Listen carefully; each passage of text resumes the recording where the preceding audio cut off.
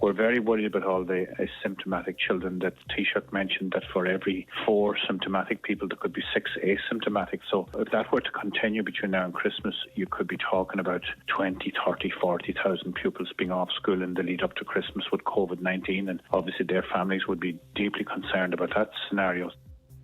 And a Donegal deputy has pressed the government to outline plans to mitigate against the current difficulties being experienced in the car industry. Deputy Thomas Pringle told the Dáil that a scheme needs to be implemented to protect jobs within the industry, which he says is struggling with the fallout of Brexit and the shortage of microchips. He warned the Taoiseach that unless action is taken, the situation will result in job losses. Over the last number of months, I've been talking with Donegal car dealerships around the problems they're facing at the moment. Because of the severe difficulties they're confronting with Brexit and the microchip shortage, car sales are in a perfect storm of lack of supply. It is likely by all reports internationally that the microchip shortage will last for the next year and possibly into 2023. This leads to a very real risk of job losses over the next 6 months if no action is taken. It will mean substantial job losses in every county in the country.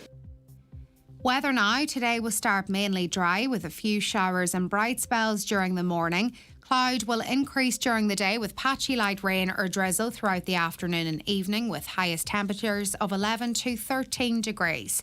That's it for now. We're back with more at 10. Until then, good morning.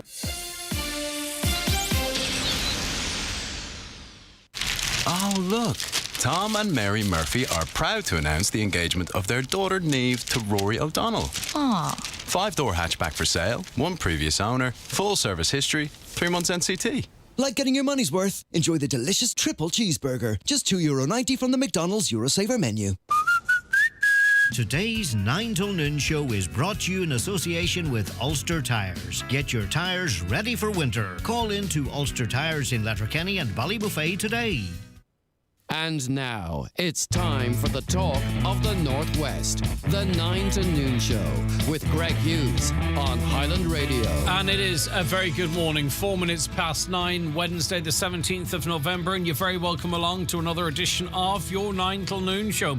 It's a busy show, as you can imagine, over the next 3 hours. Lots to discuss. There's been lots of news developing over the last 24 hours and lots of regular features as well. But we want to hear your views, your issues, your concerns, your good news, your positive stories, anything to 086 60 25,000. WhatsApps and texts to that number, 086 60 25,000, or give us a call on 07491 25,000.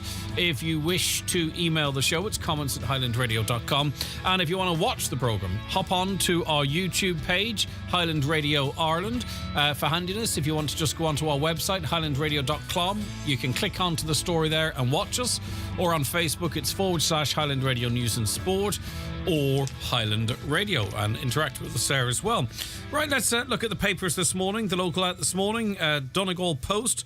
The average age of first-time mothers in Donegal is now 30 years old, according to figures just released. And the number of births outside of a marriage or civil partnership in the county has risen to a record high of 40.4%. Over the past 3 decades, both these figures have risen steadily, reflecting the changing nature of Irish society. The latest CSO report shows that around 1/3 of all births were to mothers in the 30 to 34 age group nationally. The average age of first-time mothers is just over 33 years old. Only 3 counties, Carlow, Wexford and Waterford, have a lower average age than in Donegal for mothers giving birth for the first time. More on those figures on the front of and inside the Donegal Post. Today's Inish Times tells us that the health service is broken. An Inishowen woman has spoken out about the health challenges she's endured as a result of what she described as the broken health service. In 2015, Natasha Crumlish from Maville noticed a lump under her tongue. She immediately contacted her dentist and GP and was transferred to the oral maxillo clinic in Letterkenny University Hospital. And you can go on to read her full story, as I say, continued on the front of and inside the Inish Times there. The Finn Valley Voice goes with a sporting headline, and of course Jason Quigley is fighting on Friday night. He's got a really, really tough fight. Hopefully we'll be able to have a chat with someone ahead of that. He's got a really tough fight. There's just no doubt about it. He's fighting a world top draw elite professional. It's an amazing opportunity, an amazing platform across the DAZN network, but it's going to be a tough one for him. A Finn Valley invasion will sweep into an old mill town in New England this week. Scores of them will descend into Manchester, nestled on the Merrimack River in the state of New Hampshire. Okay, so we'll be watching that one with interest, no doubt. The Irish Independent battle to stop slide back into another lockdown. 2 weeks to turn the tide, really, I think it's being labelled. New restrictions announced last night. The government imposed a series of those new restrictions in a last-ditch bid to stop another lockdown before Christmas. People have been asked to work from home where possible, and a new curfew on the hospitality sector will force all restaurants, pubs and nightclubs to close at midnight. Now, on the face of it, that does seem like it could have an impact, but the reality is that nightclubs across the country are going to open earlier. They're going to run from 8 till 9 o'clock to 12, presumably. Now, I don't know if the public will buy into that and it will catch on and they'll continue to do it. But I imagine many of bookings and DJs coming or bands coming, and they're going to do it this week. So you will have the same amount of people potentially in the same environment, in the same place. They just leave at 12. Now, as I say, it might not catch on. It might just be for one weekend. Who's to say? But what happens next? Obviously, house parties. People are going to... Now, you might say, well, the people are being asked not to do that, but that's what we do. That's what's happened. And it's like Groundhog Day, because then they'll go home. Right, there's a lot of cases now in houses because people are having house parties. There's no restrictions on that whatsoever. And then cases either go up or decrease slightly or stay the same, and then they look at that. And it's just, I don't know. And I'm speaking to couples who are getting married this weekend, okay, and they've got the band booked and they've got the DJ booked, the whole event planned, and they have to stop things at 12 o'clock. Now, did no one think, well, right, people have this planned at very short notice, this might be their second, third, even perhaps fourth time of holding a wedding, and they have to finish at 12. Now, if you're in a hotel and all of your guests are residents, well, the rules don't quite apply the same there. But there's always anomalies with these. But it seems so glaring in this situation that people will just adjust the behaviour and mix in the same numbers in just different environments. The nightclubs, again, under pressure, people losing out on jobs and income. They were closed for, well over a year and open for 27 odd days and back closed again. What do you think? Can you see the sense in this decision? I'm not saying it doesn't make sense. I'm saying let's have the conversation. But we know what's going to happen. 086 60 25,000. That's the WhatsApp or text number, or give us a call on 07491 25,000. Now, the Cabinet also agreed to make it a legal requirement for people to show COVID passes when going to the cinema or theatre. Now, they already had to in a lot of places. I don't see that as a massive change. Now, I'm open to correction. If they were under 50, you didn't require the passes, as far as I'm aware. I'm not sure that's going to affect an awful lot of people, but I'm open to correction on that. The Taoiseach, Micheál Martin, warned it remains to be seen if more restrictions would be needed over the coming weeks. He says, we're not ruling out any further measures, and NPHET can come back at any particular time, he said, and they are waiting in the wings. I know that because I've been listening to a lot of these interviews and the tone of the language, and it's clear that NPHET has put the government on notice that if they don't see significant changes, then we are looking at a fire break or another lockdown, even though that seemed very, very unlikely at some point. NPHET are in the wings waiting to depart that advice to government. And this all came as 4,407 new cases of the virus were reported yesterday. But more importantly, 114 people have been treated in ICU. It's down 3. And Mr. Martin insisted the country will now be in lockdown, if not for the national vaccination programme and the recently started booster campaign. Another new measure will require household close contacts of people who receive a positive PCR test result to restrict their movements for 5 days, even if they're vaccinated. Now, this is another huge one, and I wonder how much thought went into this. So if anyone in your house tests positive for COVID with a PCR test, right, everyone in that house is ineffective. They have to restrict their movements for 5 days and have to take 3 antigen tests on day 0 when you get it, which is a confusing way to describe it. Probably should be day 1, on day 2 and day 4. And then if they're clear, you can go about your day-to-day business. But there's going to be teachers in that cohort. And more importantly, you're going to have health staff, people working with sick people. We need them working, obviously, who've probably received 3 jabs, right? The 1, the 2 and the booster. They're going to be, unless I'm missing something, obliged to self-isolate for 5 days and take 3 antigen tests. They're going to either change that or they're going to worsen their problems because they're not going to have the staff to look after those that are in hospital. I could be wrong on that one, but that's how I see that one going. I'm not trying to be negative, but this just seems glaring holes in some of these plans. The Taoiseach was forced to clarify that the rules around restricting movement would apply to teachers after Labour Party leader Alan Kelly claimed Mr Martin told him in the Dáil that the new regulations for close contacts would not apply to the education sector. Presumably applied to the health sector. It was reported that they did, unless that's been clarified since. Mr Martin said he was very annoyed by Mr Kelly's claims and said he never made the comment while insisting the 5-day rule will apply to teachers. Mr Kelly responded that he did not misconstrue what the teacher had said.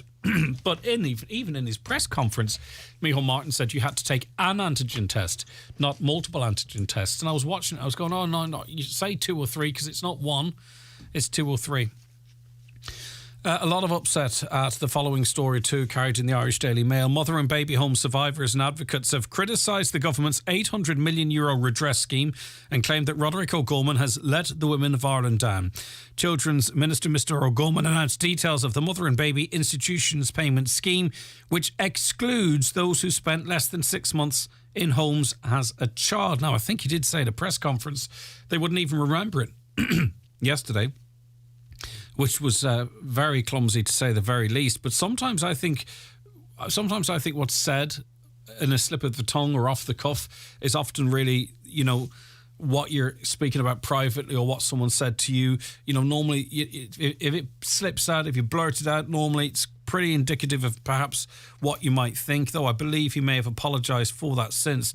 The amount survivors will be entitled to depends on the length of time spent in the institution, with payments for mothers ranging from €5,000 to €65,000, while all mothers will qualify for the scheme. Children who spent time in mother and baby homes will only be eligible if they spent more than 6 months there and did not get redress previously under the residential institution scheme. Payments for children start at $12,500 and go up to $65,000. And that money, and some of these people, are quite advanced in years, will not be seen at all until the end of next year. So it's a full year before any of that redress scheme will be paid to the survivors. A bit of news from North England here in the Irish Times. Police and counter-terrorism experts investigating Sunday's explosion outside a Liverpool hospital are looking into how the explosive device was made and whether the man charged failed to detonate. The main charge, Ahmad El Swilmeen, who's 32 and who's suspected of carrying out the attack, died when the bomb exploded in a taxi outside Liverpool Women's Hospital. After the bombing, Britain raised its terrorist threat level from substantial to severe, the second highest possible, meaning that a terror attack is highly likely. Home Office Minister Kit Malthouse said police had yet to establish the motivation behind the attack, but would publish more details in due course. And the Liverpool bombing suspect had converted to Christianity in 2017. Right, on to the red tops now.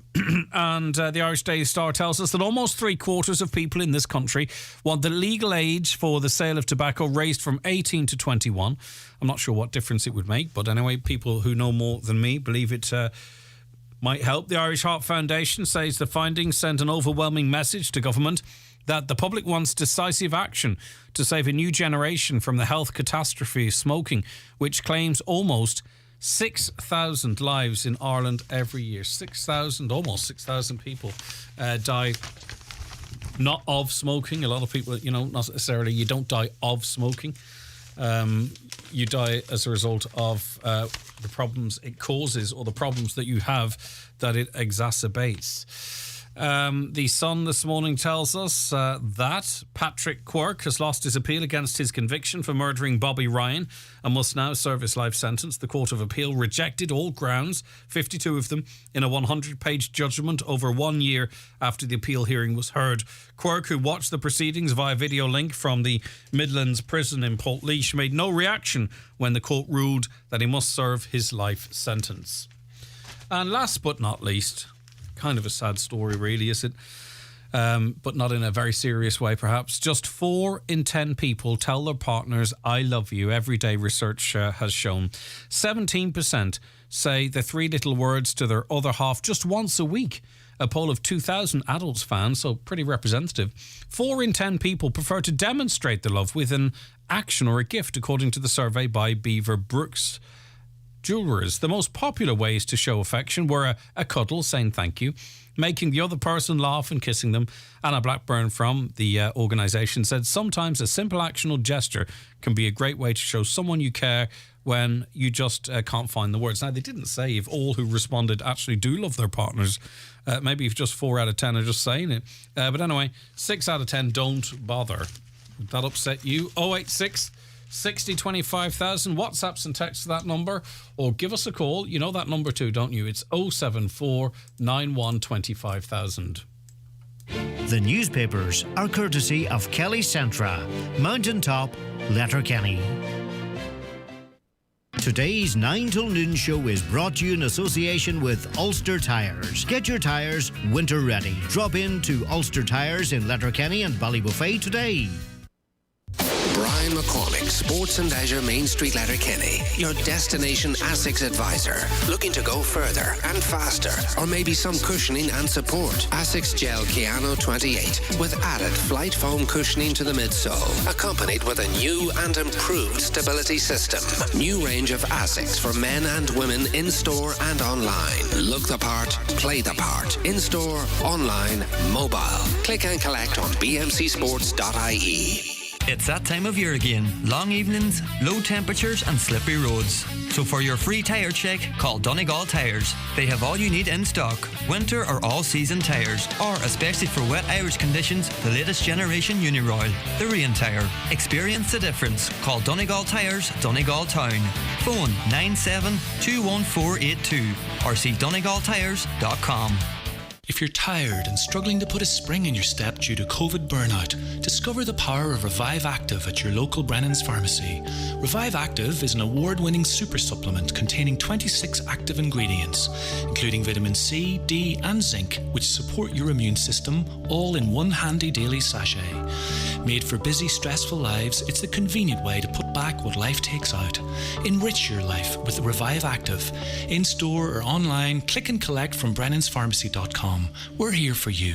Calling all brides-to-be, McElhenney's early Black Friday bridal sale has just been announced, with up to 70% off selected designer gowns in store for 1 week only from the 15th of November. Book your appointment today. Call 074 91 31217 and find your happily ever after dress at McElhenney's Bridal Rooms. Buncrana Hearts Football Club Development draw €75,000 in prizes. First prize €50,000. Second prize a Dacia Sandero plus 8 other cash prizes. Tickets available from any committee member or online at Club Funder. The Club Funder link can be got at Buncrana Hearts Facebook page. This ad is kindly sponsored by Inishgrass Buncrana. If your child is aged 12 to 15, you can register for your free COVID-19 vaccine. All children in this age group will be offered a vaccine, but it's especially important for children with high-risk health conditions, or if a family member is more at risk. Participating pharmacies and GPs now offer free COVID-19 vaccines. For more information and to register, visit hsc.ie. From the HSE. At Letterkenny Shopping Centre, we're already dreaming about the festive season, so why not make a start? Park for free and enjoy your Christmas shopping this year. Letterkenny Shopping Centre, bringing you the time at 21 minutes past 9. You're very welcome back to the programme. Now, we welcome onto the show Dr. Lydia Devaney, a postdoctoral researcher at LYIT. Good morning, Doctor. Thanks for joining us. Hi, Greg. How are you? Thanks for having me. It's great to have you with us. Now, we are seeing Letterkenny host Ireland's first hangover research seminar. It's to be held, as I said, in Letterkenny. International experts will be joining the seminar to discuss this topic. Right, why do we need to research hangovers? Well, I suppose alcohol hangovers affect many people. It's estimated that over 520,000 people go to work each day with a hangover in the UK, and that equates up to around 17 million working days lost, according to the Institute of Alcohol Studies. And we know that absenteeism due to alcohol misuse in the Republic of Ireland is estimated to cost more than €41 million. But I suppose what's more difficult to calculate is the cost of presenteeism. So it's likely that loss of productivity, lateness, accidents and poorly executed tasks at work due to a hangover are a considerable expense to our economy. But also in terms of health and safety, I mean, the risks are substantial and far-reaching. I mean, during a hangover, we can legally carry out daily activities such as driving a car or engaging in high-demand cognitive tasks, which can really put ourselves in serious danger. But I suppose what's even more worrying from our perspective are the consequential delayed or impaired cognitive responses following a night's drinking for those in, I suppose, safety critical or cognitively demanding occupations. So for, say, pilots flying planes, surgeons carrying out operations, and those operating heavy machineries, I mean, the consequences can really be fatal. Okay, so what can we learn, though? Because, you know, I presume if people didn't drink in excess or didn't drink before work or carrying out important activities, we'd eliminate hangovers 100% or close to it. So what can we learn that would be beneficial, do you think, that we don't know? Well, I suppose what we found in our research on cognitive performance after a night's drinking, so whenever we look at attention and memory, perception, things like that, and our emotions, that it's not a blanket effect. So it's not that everything is impaired after a night's drinking. It's, you know, it impacts our processes incongruously, so differently. So, you know, it's not a matter of everything is impaired, and it's about picking through that to identify, you know, what is impaired, what is affected, and then how we can set about getting regulations and, I suppose, guidelines around sort of avoiding that. I don't think hangovers are going to go away tomorrow. So it's a matter of, I suppose, just putting regulations in place to keep us safe. And a lot of what you talked about is in the work environment. But of course, who's to say what happens in caring situations? You know, if a parent or guardian is hungover and their attention isn't what it should be, and something could happen to a younger person or indeed an older person that they care for. Absolutely. A lot of what we find is that our response times are slower. So when we need to act fast, we're that bit slow, and it might seem like, you know, we're talking milliseconds or a few seconds, but this can be life or death. You know, particularly if you're, say, for example, if you're a parent and you're crossing the road and you're holding your child's hand, you have to be quick and on the ball. So certainly, I mean, daily activities are affected by it. And I suppose in terms of driving, be it, you know, regular vehicles, articulated lorries, buses, whatever it might be, we judge someone's post-drinking ability to drive based on a blood test, how much alcohol is in their system. But who is to say, you know, how a bad hangover could be affecting their judgment in that environment as well? Do we need to rethink our attitude towards hangovers then? Yes, I think so. I think, I suppose we've tended to, currently for airline and seafarer companies and oil rig gas operators, medical surgery regulators, they consider the excretion of alcohol as a marker of the end of the effects of alcohol. So there's this sort of old school 8 to 12 hours bottle to the throttle. And I suppose in light of our recent findings, I mean, this has become, you know, somewhat dated now. So I think we do need to have to reconsider this. And I suppose we proposed that, you know, organisations like the Royal College of Surgeons, the Federal Aviation Authority, Armed Forces and really international transport workers consider revising their codes of practice. That's always a struggle, though, because, you know, it's such a big industry. It's so intertwined with politics and indeed, you could say public health, given how slow we move in certain areas.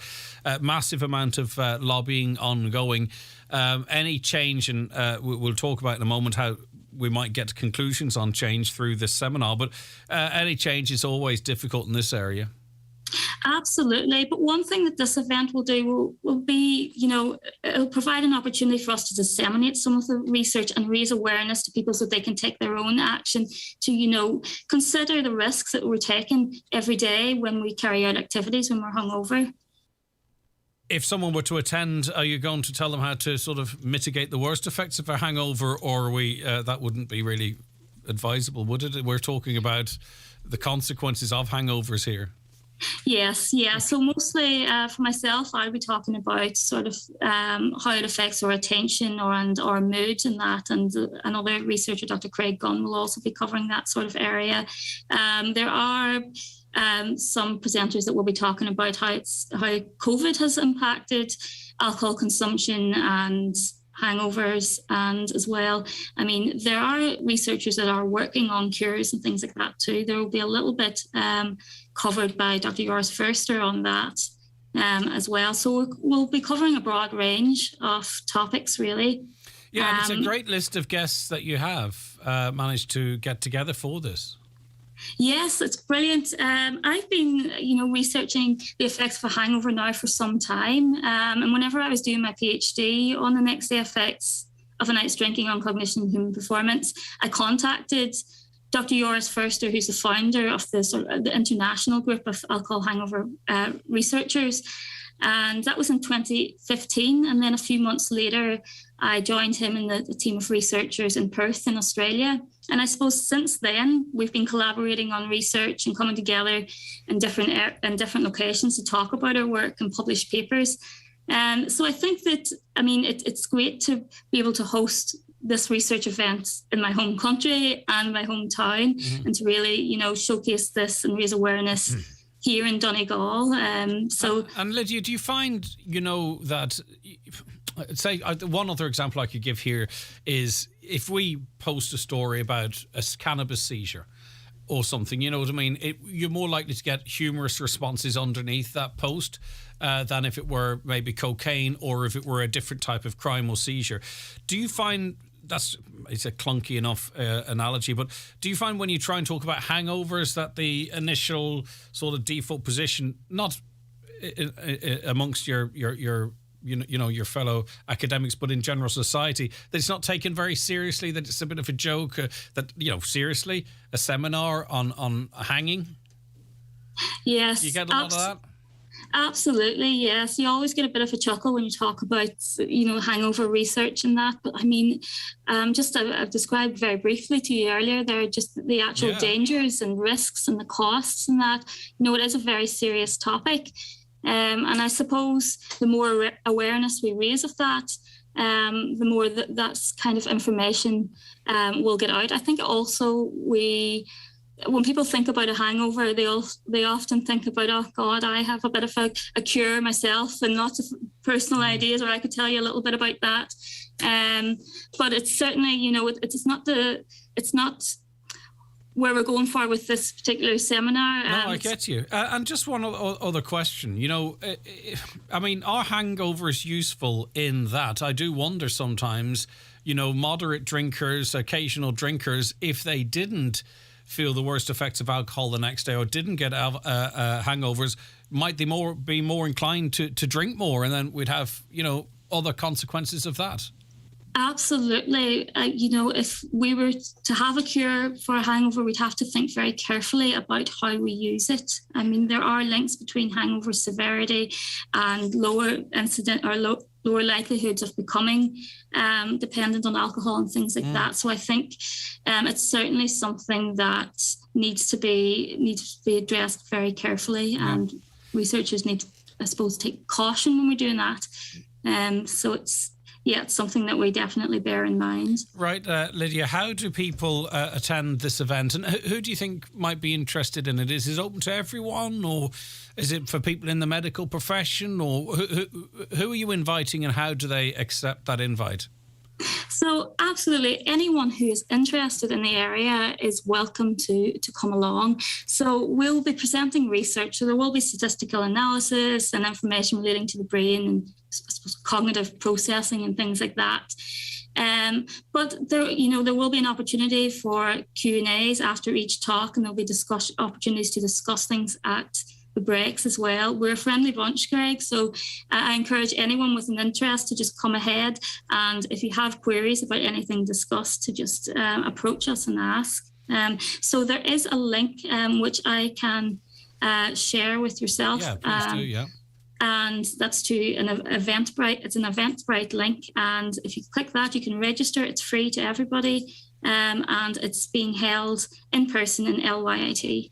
Okay, thank you, and congratulations to you in getting this together and attracting such high-profile names in this field and hosting something like this that normally, if people were interested in it, they might ordinarily have to travel a great distance to attend. So it's a great achievement on that level alone. Thank you very much for joining us. Thank you very much, Greg. Take care of yourself and enjoy. Dr. Lydia Devaney there, postdoctoral researcher at LYIT. Today's 9 till noon show is brought to you in association with Ulster Tyres. Winter is coming. Get your tyres winter ready. Call in to Ulster Tyres in Letterkenny and Ballybuffet today. Real people are winning real money. Buy your Ncbi Radio Bingo book today and you could be in with a chance to be the next claimant. It's that simple. My name is Alison Gibson and I am a Ncbi Radio Bingo winner. At Life Pharmacy, we're focused on your family's health, immunity and well-being. This winter, call into your local Life Pharmacy for expert advice on vitamins, supplements and everything you need to support your family's health. Plus, ask about our special 3-for-2 offer on selected vitamins and supplements. Visit Ward's Life Pharmacy in Johnstown Village and discover a team that's always there to help you. Life Pharmacy. Live better together. Live music and entertainment is back at the Alley Theatre Strabane with the Dubliners Show, Conwell Gallen, Sorry for Your Loss, Cash Returns, The Johnny and June Story, The Christmas Country with the Stars Show and Strabane Chamber Choir. For more information and tickets, alley-theatre.com or follow our socials. Don't sleep in and miss the very latest beds and mattress offers from dfibeds.ie, Ireland's leading online bed and mattress retailer. You'll get a comfy Irish-made mattress, upholstered base and headboard from an amazing €229. Check out the full range at dfibeds.ie. Delivery free and guaranteed to you within 7 working days. DFI Beds. Sleep well, live well. He's the sales director, finance director, HR director, and looks after IT, all without a single spark flying. Meet Sean, electrician and Citroen van driver. A great van is like Sean. It can do it all. Like the Citroen Berlingo, Dispatch and Relay. All come with multiple load volume and payload options, 3 front seats, steel bulkhead, twin airbags and Bluetooth as standard. The Citroen van range. Like you, they do it all. For more, see citroen.ie. Citroen.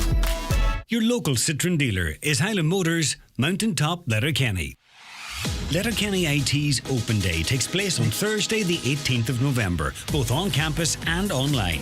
Whether you're a Leaving Cert student, a graduate or considering a return to education, there's lots of choice at Letterkenny IT.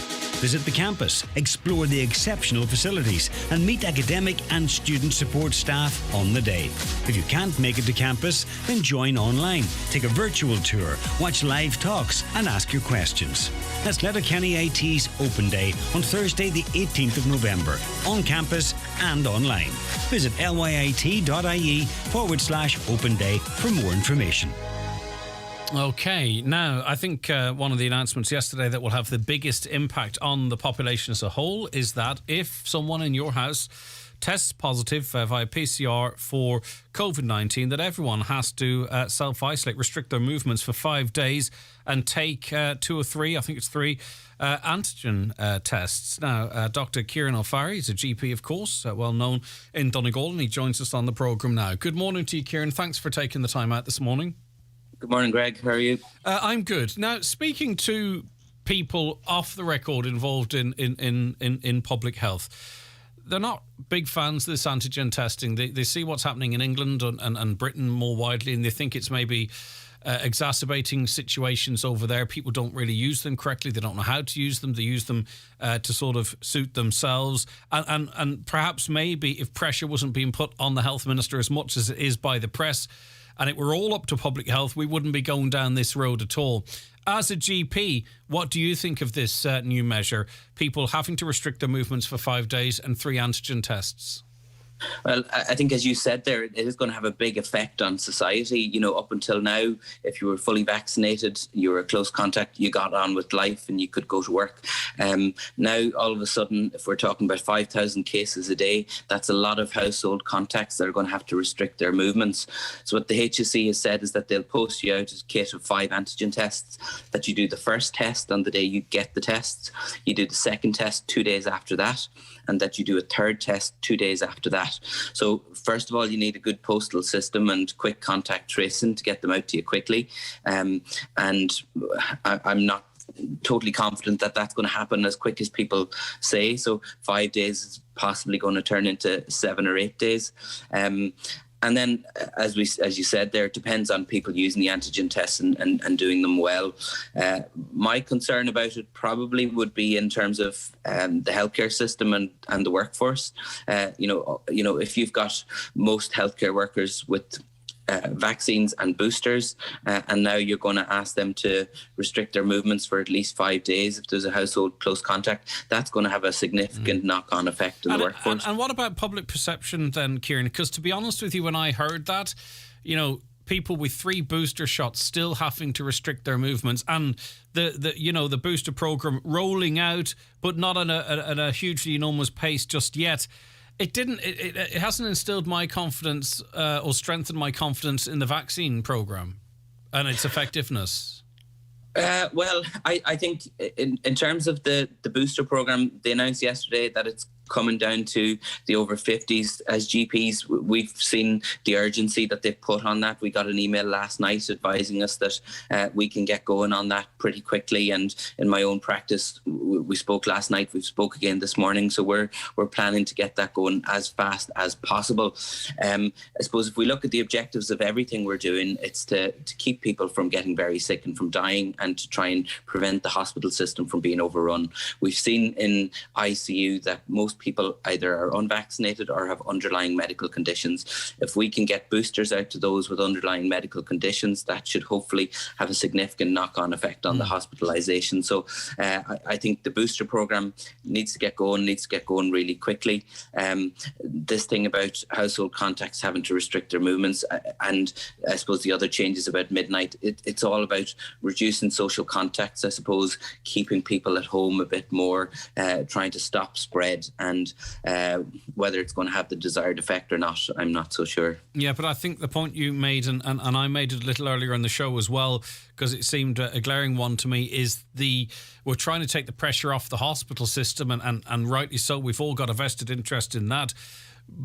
But taking more staff out of that, potentially healthy staff, that could be a very worrying sort of byproduct of this announcement.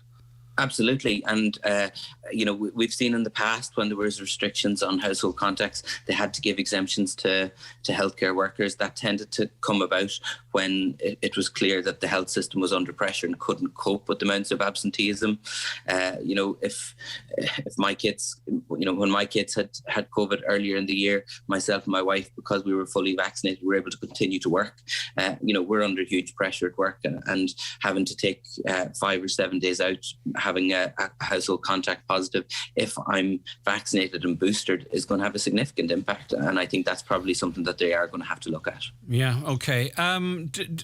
So really what we should... Actually, we'll come back to that. What I wanted to ask you about the vaccine program, because as you can imagine, a lot of people would contact us, and the sense is now that, we have one of the highest vaccination rates in the world here in Ireland. A lot of people looking on with a great deal of envy, and yet here we are. We're still seeing a lot of cases, we're still seeing a lot of people in ICU. We're still seeing a lot of people, and not in ICU but in hospital, getting really quite, strong medical intervention to keep them well. Can you explain to me, with all of that being there, how the vaccine is actually working? In other words, why people should go for their booster shot or go for the vaccine if they haven't? Because a lot of people are looking on and saying, well, it doesn't seem to be working. Yeah, I suppose if you put it in context and you look at the massive high numbers of cases we're having and flip back to the start of the pandemic, or even last January when we didn't have vaccinations, with the same level of case numbers at that stage, our hospital systems were overrun. We were fully locked down. It was a total different scenario. So, I think over 50% of those in ICU are unvaccinated. The majority of the rest have underlying medical conditions. 98% of people in ICU have weakened immune systems. Yeah, exactly. Vaccinated or unvaccinated. This is a new vaccine. When it came out first, we were absolutely delighted by how effective it was at preventing severe disease and death. What we've seen now over time is that there is a waning of that immunity, particularly, as you said, in those with weakened immune systems. So, it's evolving. We're continuing to adapt, but it's still, for the majority of people, is extremely effective at stopping severe disease and death.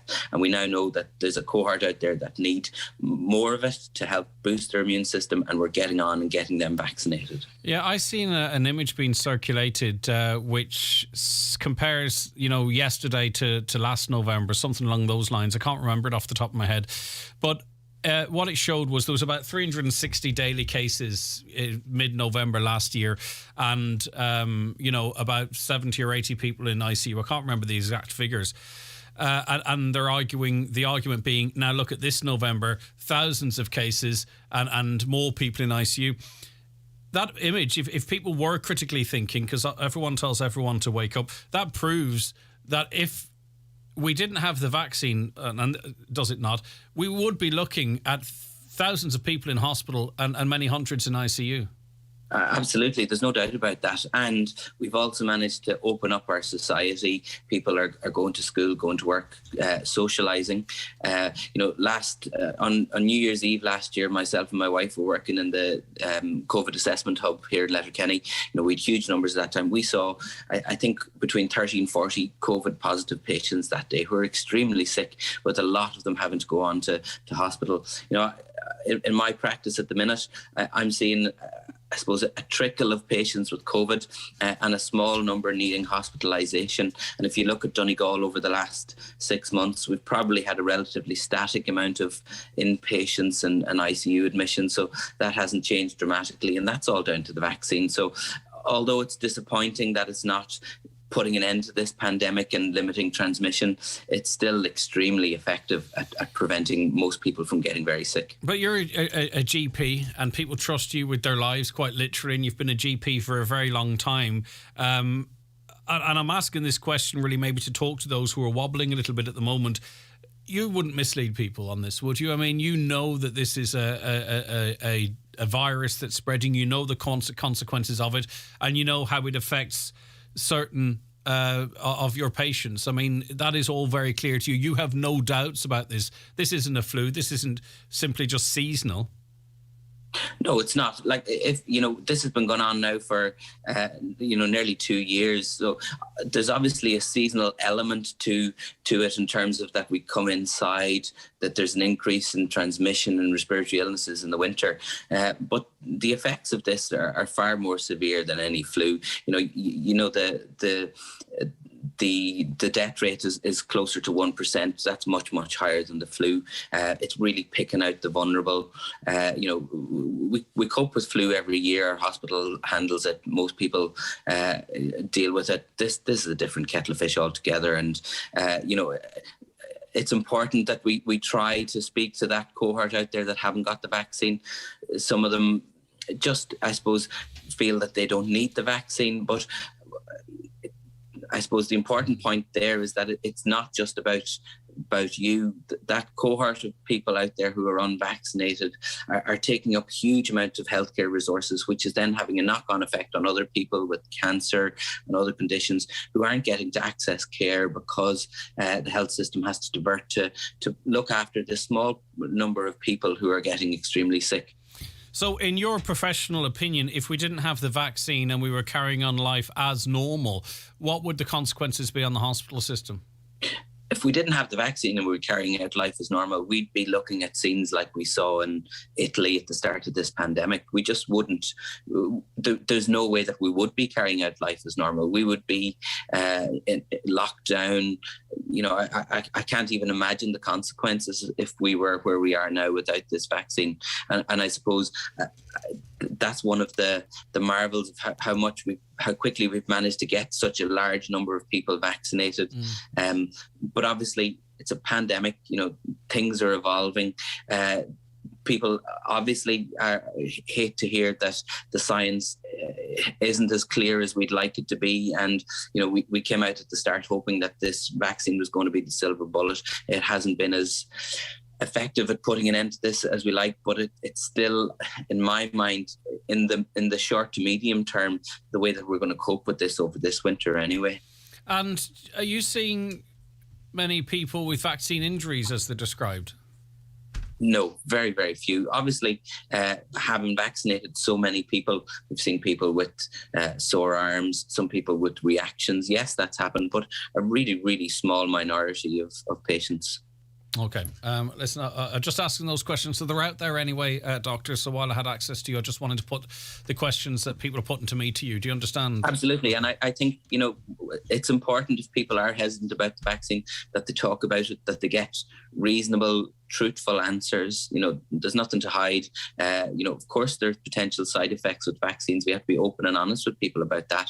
And every vaccine is always about balancing the benefits with the risks.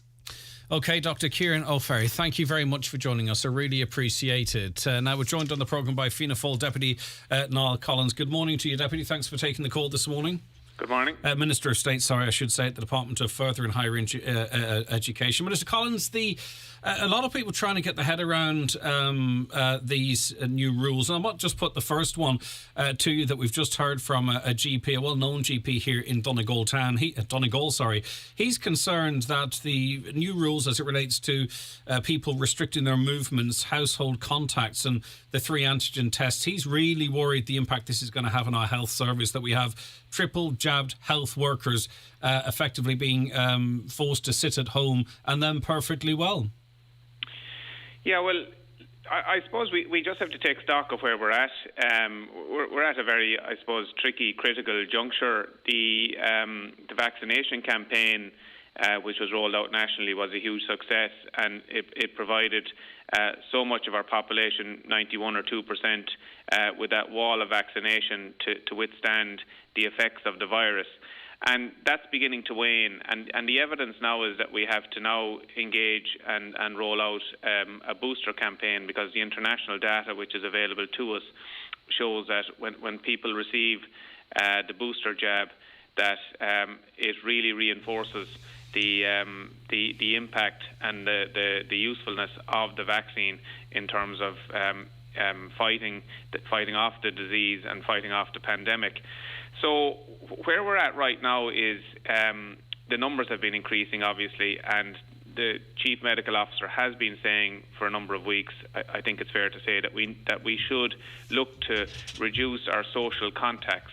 And the decision which was taken by government yesterday is about all of that. It is about encouraging people to work from home, and is about trying to reduce the number of our social contacts. But just in relation then into the social contacts, what's happening is nightclubs, late venues are now running their nights from 7, 8, 9 o'clock until midnight. So theoretically, we've got the same amount of people in the same environment with the same risks. And what's going to happen as well, as you would know, it's inevitable. We are going, despite appeals, we're going to see house parties. People are going to say, right, come on round to mine. And we're going to have large numbers of people in sheds or in household settings, perfectly legal, perfectly within the law. Again, did you not think on that? Did it not seem obvious that that's exactly what was going to happen? So if it was about decisive action, this is actually really only delaying that decisive action. No, I wouldn't agree. And we've been very clear from government from the outset that the government isn't going to beat this virus. It's not the government versus the virus. It's everybody. It's the people versus the virus, and it's our human behaviour, it's our personal responsibility, and it's the choices that we make as individuals and as communities. Yeah. And we've been, very cognizant all the way through of this that we have to balance the public health advice with the wider demands of society. Okay, I understand that, and we've been listening to that for a long time. So are you saying that we will not see packed nightclubs and bars between 9 and 12 instead of between 12 and half 2 now? We're not going to see that, and you don't think we're going to see loads of house parties after 12? Well, look, what I would say to people is this. Look, that remains to be seen, but people can still go to bars, people can still go to restaurants, people can still socialise. We're not into lockdown. We're far from that. But what we're saying to people is we need to try and protect our health services. At the moment, as of yesterday evening, I'll give you a very interesting statistic. There was 114 people in ICU with COVID. Half of that 114, which is 57, came from the 8% of our population who are unvaccinated. The other half came from the vaccinated cohort of our population, which is about 92%. So the 8% of our population are contributing to half of people with COVID in ICU. And my advice and my appeal to people out there is to get yourself vaccinated. It does work. You're protecting yourself, you're protecting people around you, and you're protecting your community. But Deputy, you and understand, to engage in the booster campaign. Yeah, this is a very important message that we need to get out. It is very important. And also 98% of those in ICU have weakened immune systems as well, which is, I think, another important element of a statistic. Yes. Who are being targeted by this booster vaccine. But theoretically, all of the people who were in the nightclubs and late bars with licences that you've closed now were vaccinated. That may be the case, and what I would say is the decision which was taken by government yesterday is to just reduce the opportunity and the availability of socialisation, just to reduce the amount of time that's available. We're asking people just to think, do you need to do this?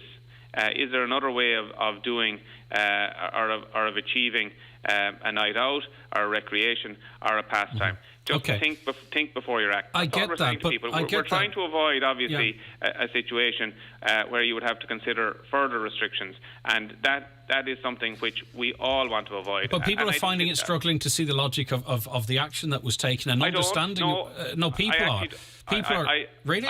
So you don't think people are looking at 50,000 people in a rugby stadium, no masks, sitting on top of each other? You don't think that people are looking at that and then going, yeah, but why are you closing a bar with 300 people in it? Well, first of all, the people who go to sporting venues, it's primarily outdoors, but they still should be wearing masks in a crowded outdoor setting. That is the advice with the last number of days. That is the advice that was communicated prior to the rugby match at the weekend, which we saw Ireland versus New Zealand. And I would encourage people and I would appeal to people to heed the public health advice. None of them had masks, including a member of government. Absolutely, and they should have had masks. Well, is that person going to face sanction? That's very, very clear. Look, what I would say to you is this. We are trying to give the message that we are at a critical juncture and that everybody needs to act responsibly to avoid a situation where you would have other restrictions imposed. We've done really, really well as a nation and as a people in getting ourselves to this point, and we don't want to lose it or blow it. Okay, you say it's about us then, right? We're being encouraged to take these antigen tests. We will. How are we supposed to afford these antigen tests? How are people on low incomes? Are you asking people to choose between fuel for their home and €8 for an antigen test? No. Government will make a decision very shortly in relation to the subsidisation of antigen testing. Why only now? Why wasn't this done a month ago, 6 months ago?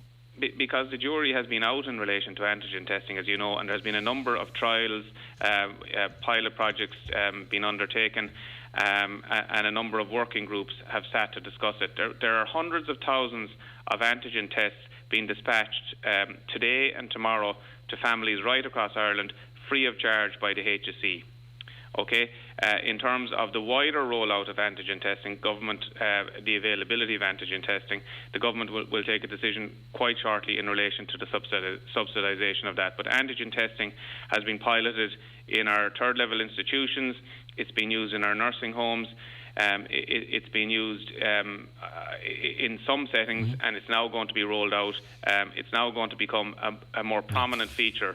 Okay, you said a lot of studies were ongoing, but you've also just said in the same breath that we've already been using it for quite some time in certain settings. We lean very much on international information, sometimes when it suits us. This government, should it not have, had all of this research done, worked out the subsidy, worked out the benefits of antigen testing, and rolled this out long ago, and then you would be doing your bit while the rest of the population, as you mentioned earlier, have been doing their bit.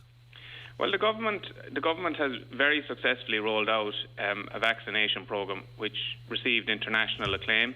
We have a huge uptake on that. We have the infrastructure which is ready to go, to be ramped up now to roll out the booster campaign. We have 35 mass vaccination clinics, and that's included. On top of that, we will have obviously our GPs and our pharmacies. Government has supported business. Government has taken a lot of right decisions in terms of bringing us to a situation where our economy is functioning almost at full tilt. We have brought in some minor rollbacks in relation to the hospitality sector yesterday, and that was based on public health advice.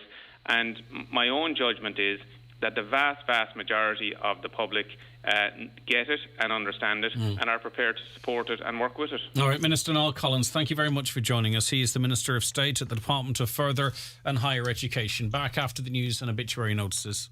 Actually, I might be back just before the news with a weather forecast. Chat to you in a minute. Today's 9 till noon show is brought to you in association with Ulster Tyres. Are your tyres ready for winter? Call into Ulster Tyres in Letterkenny and Ballybuffet today.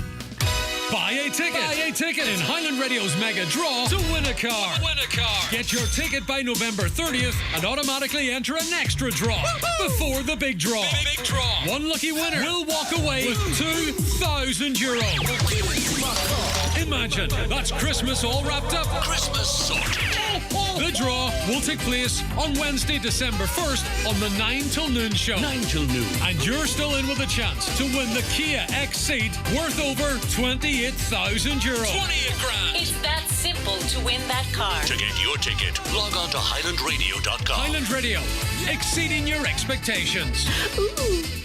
Have you got a one-for-all gift card that you've yet to spend? Now is the perfect time. Go and treat yourself in any of the 11,000 one-for-all retail partners before December 31st, and you could win €10,000 in cash. Pennies, Argos, B&Q, Curry's PC World, TK Maxx and many more. Simply spend your gift card and visit oneforall.ie/win for your chance to win. Terms and conditions apply. The One for All gift card is issued by GVS Prepaid Europe Limited. GVS Prepaid Europe Limited is regulated by the Central Bank of Ireland. Make Christmas for everyone with incredible deals on household electrics at Dunnes Stores. We've got an amazing offer on Oral-B electric toothbrushes, now better than half price. And selected Morphy Richards kitchen appliances like kettles, toasters and hand blenders are now half price. Plus, with our 10 off 50 grocery voucher, you save even more. Dunnes Stores. Make Christmas for everyone. Terms and conditions apply. Voucher can be used on next grocery shop of €50 or more. Businesses. For your 2022 calendar, order now from BizPrint in Letterkenny.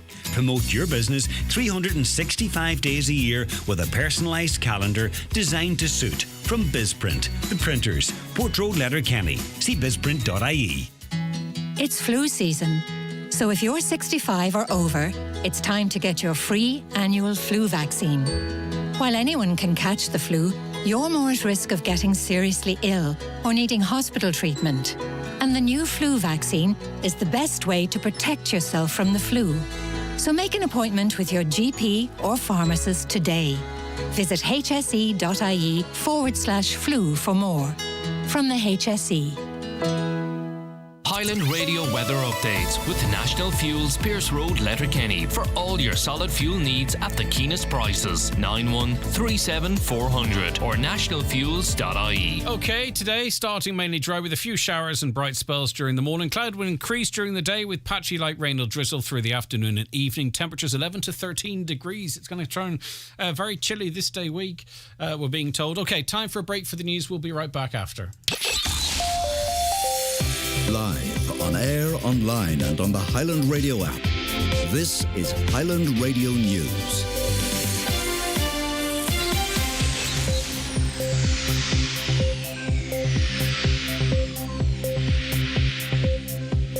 Thanks, Greg. Good morning. A Donegal doctor says he has reservations about whether the new COVID restrictions will have the desired effect. A curfew for the hospitality sector is being introduced, along with changes to self-isolation rules for households. Ministers have been given a stark warning about the impact of COVID on hospitals and ICU admissions over the coming weeks. Speaking on today's 9 till noon show, Dr. Kieran O'Farry says the booster programme needs to be rolled out quickly to reduce pressure on the hospital system. If we can get boosters out to those with underlying medical conditions, that should hopefully have a significant knock-on effect on the hospitalisation. So I think the booster programme needs to get going really quickly. This thing about household contacts having to restrict their movements and I suppose the other changes about midnight, it's all about reducing social contacts, I suppose, keeping people at home a bit more, trying to stop spread, and whether it's going to have the desired effect or not, I'm not so sure. Well, the Health Minister says cheaper antigen tests will be made available very shortly, but hasn't been able to give an exact date. As part of the new restrictions, everyone will be asked to work from home from this Friday, and plans are being finalised for cheaper tests. Minister Donnelly says they will be available soon. It could, for example, cost several €100 million to roll these out at a subsidised level. Nonetheless, I believe it's important, government believes it's important, and therefore that's what we're going to do. We're not talking weeks or months at all. What I can say at this point is that it will be very shortly. Well, the INTO is calling for clarity on the rollout of antigen testing for primary school children. Rapid tests will be sent to the homes of close contacts of confirmed cases.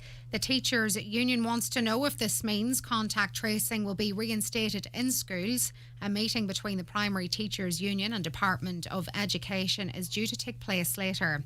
INTO General Secretary John Boyle says they have a number of questions for officials. We still don't know how they're going to identify the close contacts, because all of the close contact regime was taken out of schools. So does this mean that our demands for close contacting to be reinstated are going to be happening? So we'll want clarity on that. Health officials in the north are warning more severe restrictions may have to be considered next month to stop hospitals becoming overwhelmed. It comes as the Stormont executive prepares to meet later to discuss COVID passports for entry to pubs, restaurants and other venues. The Health Minister is recommending they're made mandatory from mid-December. But Dan McGeehan, General Manager of the Bentley Bar in Derry, says he has concerns. The thought of someone coming up and us trying to obey the law and being challenged by people is something that I wouldn't like any of our staff to have to face. The Health Minister says a huge increase in emergency calls since February has contributed to delays in ambulance response times to 999 calls. As part of a Sinn Féin motion on the National Ambulance Service, the Dáil heard last night of the case that a patient was brought to Letterkenny University Hospital in a Garda car last month because no ambulance was available. It's understood that the Donegal ambulance was tasked to Tipperary and another tasked to Belmullet in County Mayo, and therefore none were available locally for dispatch. Donegal Deputy Thomas Pringle says there are serious issues with the service in the county, with fears also escalating about the future of the base in Lifford.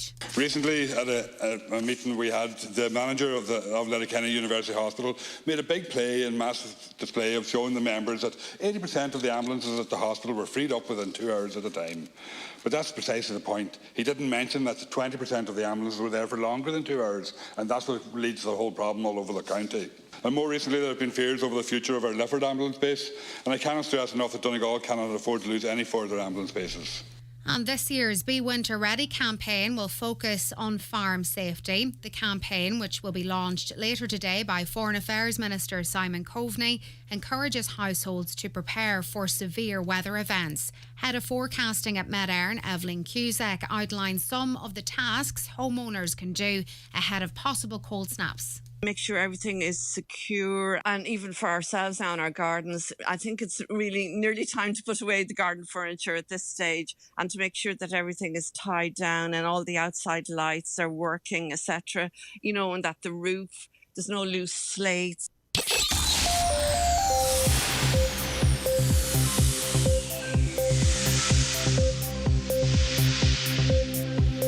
Weather now. Today will start mainly dry with a few showers and bright spells during the morning. Cloud will increase during the day with patchy light rain or drizzle throughout the afternoon and evening. Temperatures 11 to 13 degrees. That's it for now. We're back with the headlines for you at 11 o'clock. Until then, good morning.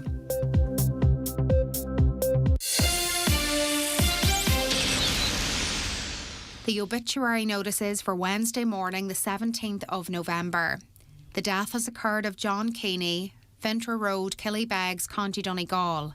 His remains are reposing at his late residence with removal this morning at 10:30 to St Mary of the Visitation Church, Killybegs, for 11 o'clock funeral mass. Burial afterwards in Glenty Cemetery. The mass will be streamed live on mcnmedia.tv. Family flowers only, please. Donations in lieu, if desired, to the Donegal Hospice, care of any family member or McBurty Funeral Directors. The house is strictly private, please. The death has occurred of Martin Holmes, Sandy Row, Castlefin. His remains are reposing at his late residence. Funeral from there this morning at 10:30, going to St Mary's Church, Castlefin, for 11 o'clock requiem mass with burial afterwards in the adjoining cemetery. Family flowers only, please. Donations, if desired, to Friends of Letterkenny Hospital, care of any family member or Kennedy's Funeral Directors. And the death has occurred of Margaret Coyle, 30 White House Park, Derry, and formerly of County Fermanagh. Her remains are reposing at her late residence. Requiem Mass this morning at 11 o'clock in St Mura's Church, Fawn, followed by interment in the adjoining cemetery. Margaret's Requiem Mass can be viewed on churchservices.tv. Family flowers only. Donations in lieu, if desired, to the Foyle Hospice, care of any family member or Murphy Funeral Directors. For more details, including any family health guidelines for wakes and funerals, please go to highlandradio.com.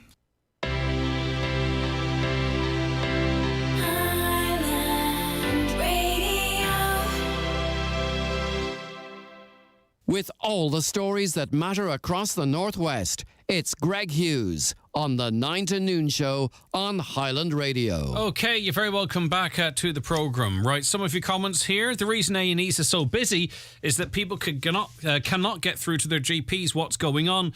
Why are they not answering the phones or seeing patients? Well, they are, and we investigated this because we got so many calls. They're inundated themselves. So the GPs are the first sort of port of call for a lot of people, and they are flat out far busier than they normally are at this time of year. So it's not that they're twiddling their thumbs and diverting traffic to the emergency department. They themselves are flat out, and that's what we're told. Another, GP have had it very easy throughout the lockdown, only dealing with patients over the phone at this time. They should be supporting the hospital and taking more patients when the hospitals are under so much pressure. Again, we're told that they are seeing a lot of patients and dealing with a lot of calls. That's going to annoy people, me saying that, because some people, the GPs at the moment, are almost like the enemy. But as I say, we've done a lot of ring-arounds, and they are almost overwhelmed with calls. A caller says, don't know about over 50s getting a booster. I'm over 70 and haven't got a call for mine. Another, to deal with COVID, we have to look at the Israel model. Their daily figures are down from several thousand to double digits after the booster vaccine was rolled out, indeed, because they vaccinated early, waning immunity, and then they had a massive peak, and then they went for their booster vaccine. Other people will think it's not going to matter a dot. After Eamon Ryan's escapade and his determination to attend COP26 party in Glasgow, how many people will also ignore testing? Another, the government should be supplying free test kits. That is, if the government is this worried about it. And why are there still people with both vaccines still in hospital at the moment? It's 50-50 because it doesn't offer absolute protection. It offers protection against severe illness. And as was said earlier, and I'm not going to keep saying this because then I end up getting the abuse, but 50% of the population, 8% of the population are accounting for 50% of hospitalizations, serious hospitalizations, ICU. 8% of the entire population. Okay, so 8 people out of 100. Okay, so say you've got 8 people and there's 100 people and there's 4 chairs there. Out of the 8 people, they get 2 chairs, and out of the 92 people, they get 2 chairs. And that's what's happening in ICU, we're told. That's the disproportionate representation of both cohorts in the hospital. That's what they're saying. And the fairy godfather waved his magic wand and said if you're not home by the time the clock strikes 12, you'll turn into the COVID virus. Well, at the end of the day, they're trying to keep people at home one way or other. I'm waiting on the booster. Do I contact my GP or register online? I'm 69. I'm not sure because you're under that age group there. What happens? Could you ask the Minister why children under the age of 6 months are being discriminated against in the redress scheme for the survivors of the mother and baby homes? Yeah, indeed. It's not under 6 months as if they spent less than 6 months in those institutions. Has the social distancing rule been abolished? Being outdoors means nothing if you're sitting in a stadium beside an infected person. Social distancing and mask wearing has to be the way forward, believes that caller. Another, why were these tests not used in nursing homes instead of transferring positive patients from hospitals to nursing homes and infecting everyone else? That's going back a bit. That's right at the very beginning, and I've put that question to a number of politicians and experts. That man is talking through his behind, blaming the few who are not vaccinated. Every man, woman and child was vaccinated in Ireland. We'd still have COVID and still have to take a vaccine shot plus the booster. I think at this stage we know the vaccine's only working at 20% plus. It wears off after 5. They've come to their own conclusion. The doctors and nurses and consultants and GPs say otherwise, but perhaps maybe your medical background is superior to theirs. Hi, Greg, can you ask him, is this not a punishment against the vaccinated as they're the only ones allowed into these social places? I think we know that's perhaps not strictly the case, is it? There he goes again. It's the people's fault, not the government. Same old record. So why was Letterkenny Hospital in a disastrous state for the last 10 years? I think as he was saying that, people listening would be drawing their own conclusions. If I get the test today, does all in the household have to isolate till I get my results? That's not clear to me, actually. It's a good question. It was stated once a positive PCR result has been returned. The minister's talking rubbish. Not one of their lockdowns have worked, not one of them. They don't have a clue, full stop, says that clearly frustrated with the government situation listener. Right, okay. Time for a break. We're going to get some reaction to these latest developments from the music industry next. Today's 9 till noon show is brought to you in association with Ulster Tyres. Are your tyres ready for winter? Call into Ulster Tyres in Letterkenny and Ballybuffet today. Auctioneers, estate agents, letting agents and property management agents operating in the Republic of Ireland must hold a Property Services Regulatory Authority PSRA licence. An auctioneer may auction land, fine arts, antiques or animals at a mart. When engaging an agent, don't assume your agent is licensed. Check the PSRA Register of Licensed Agents at psr.ie. Unlicensed agents are breaking the law. Report unlicensed operators to info@psr.ie. Remember, no PSRA licence, no PSRA consumer protection. Snap, snap. At AIB, we don't make technology for you to bank. We make it for you to live. Just watch. So you can apply and get a loan through your AIB app or online. Knocking this out like it ain't no thing. All from the comfort of home. Banking to fit the way you live. AIB. We back doing. Lender criteria, terms and conditions apply. Over 18s only, subject to approval. Security may be required. Allied Irish Banks PLC is regulated by the Central Bank of Ireland. Things are deteriorating quickly here in DRC. It's now the biggest hunger crisis the world has ever seen, and 3.4 million children are on the brink of survival. Concerned staff are working around the clock, but we desperately need more supplies. Your gift will save lives. Visit concern.net and send life-saving food today. Thank you. From yoga to hip training, women's only weights and Pilates, you'll find a range of classes to help you on your fitness journey this winter in Inish Fitness at the Waterfront Hotel Dunlow. All classes are open to the public and 4-week programmes are available. For prices and timetables, see inishfitness.ie or call 074 95 22 590. There's also 10% discount on memberships this month with 20% discount for students. Day passes available. Inish Fitness, the future of fitness in West Donegal. Make the move to a greener future by switching to SSE Airtricity and 100% green energy. Switch today and get 10% off your gas and electricity, plus your choice of €270 welcome credit or €270 e-store credit to spend on home appliances and the latest tech at our new e-store. Let's build a greener, cleaner future together for everyone. Visit sseairtricity.com. This is Generation Green. EAB €260.43. Offer from the 1st to 10, 2021. Rates valid until the 30th of 11/21. 1-year standard unit rate discount for new home gas and electricity customers and direct debit and eBill. For details of EAB, T's and C's, rates, exit fees, standing charges and green energy claims, see sseairtricity.com.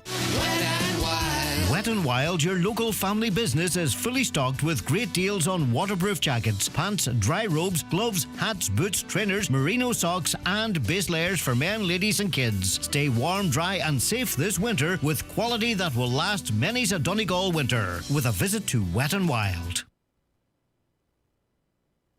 Oh, look. Tom and Mary Murphy are proud to announce the engagement of their daughter Niamh to Rory O'Donnell. Aww. 5-door hatchback for sale, 1 previous owner, full service history, 3 months NCT. Like getting your money's worth? Enjoy the delicious triple cheeseburger. Just €2.90 from the McDonald's Eurosaver menu. Okay, you're welcome back to the programme. Right, okay, continuing our coverage of last night's announcements. Matt McGranahan, spokesperson for the Music and Entertainment Association of Ireland. This is just really bad news for your members, Matt. Yeah, Greg, the announcements, have just compounded the negative impact that's been having recently on the industry in the past few weeks.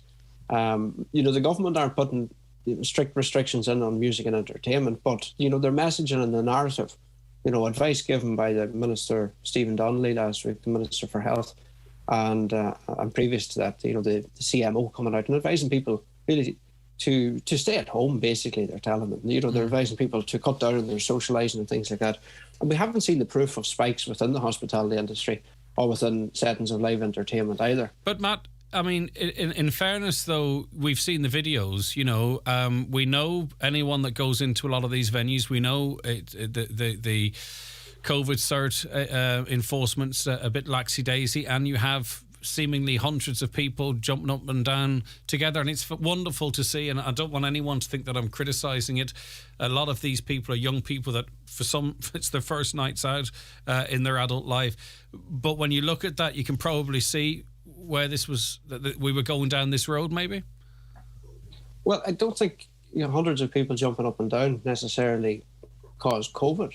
No, I'm not suggesting that, but you know what I'm saying. If they haven't shown the proof yet. There has been no proof shown through HSE or any of the they put out of the spikes within hospitality. I mean, just on the week prior to the 22nd of October, I remember looking through one of the tables, and there had been one outbreak, one to three outbreaks in hospitality in the week previous, whereas there had been 29 in retail. So do you think the Taoiseach owed the entertainment industry last night to give the evidence that this was a move that was required, that would have shown at least some respect for members of your association and others in the industry outside of it?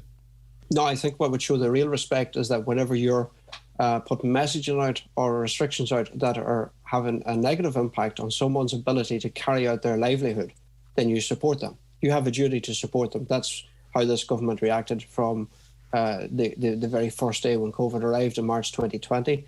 And that hasn't changed for this industry. And it hasn't changed for a lot of hospitality either. So you have a duty of care when you're inhibiting someone's ability to carry out their work, to support them and to protect them. I heard Stephen Donnelly questioned about these decisions earlier today, and I almost fell off my chair. He said that actually, this was doing the industry a favour because they're struggling to hire staff to work after 12, and he also suggested too that, you know, there's been very little resistance, some people even welcoming it. This is almost the news they've been waiting for. No reference though to people like yourself, musicians and others. I thought it was quite a remarkable intervention from the Minister, to be honest with you.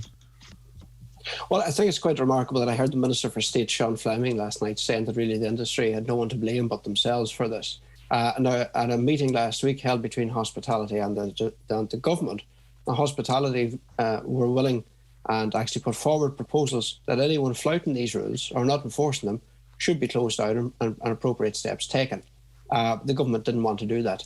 They said no, they didn't want to go down that road, and they had a very jovial meeting, really, rather than read the Riot Act out over what way the situation is going. So I think really the government have ignored this problem and allowed it to grow, and they have allowed they've seen the trajectory of case numbers rising, and this industry and the hospitality industry as well are being used again as a scapegoat.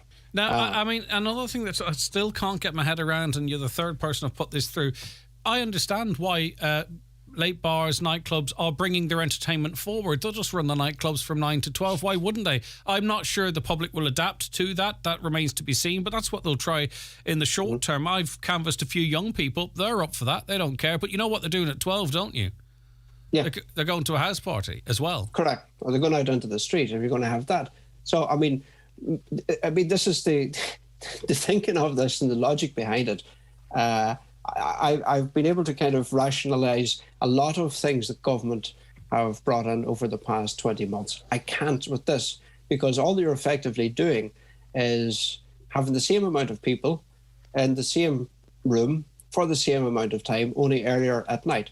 How does that stop the spread or curb the spread of COVID-19? Well, I suspect, my strong suspicion is that this paves the way for a circuit breaker lockdown to be announced in 2 weeks' time. This is you put this out there, you massage people a little bit with it, and then you hit them with what Tony Holohan actually wants, and it almost has been let slip a few times.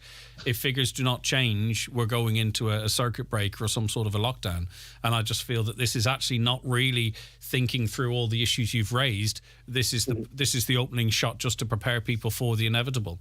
Yeah, and I think what we have here is that we have Taoiseach Micheál Martin and the government leading by following public opinion. And what they're trying to do is they're trying to manipulate public opinion in the weeks leading up to this. This is what has happened. You know, only weeks ago, they were, no, we're not returning to lockdown. We will not be enforcing any restrictions to the next week. You can't rule this out and you can't rule that out. I mean, it's amazing that they can't rule anything out, but what they can rule out is reintroducing PUP or any other type of financial supports for businesses who have been struggling through no fault of their own, through government messaging and restrictions. That being said, they did set aside, I think, $5 billion in the budget for what seems inevitable almost at this stage, so perhaps we should have saw the writing. Also to little things like cancelling Garda overtime in the run-up to Christmas, little things, if you look through, you can sort of almost see what the direction of traffic. Listen, thanks for now, Matt. Thank you very much, Greg. Keep her lit, as they say. All right, thanks very much indeed. Right.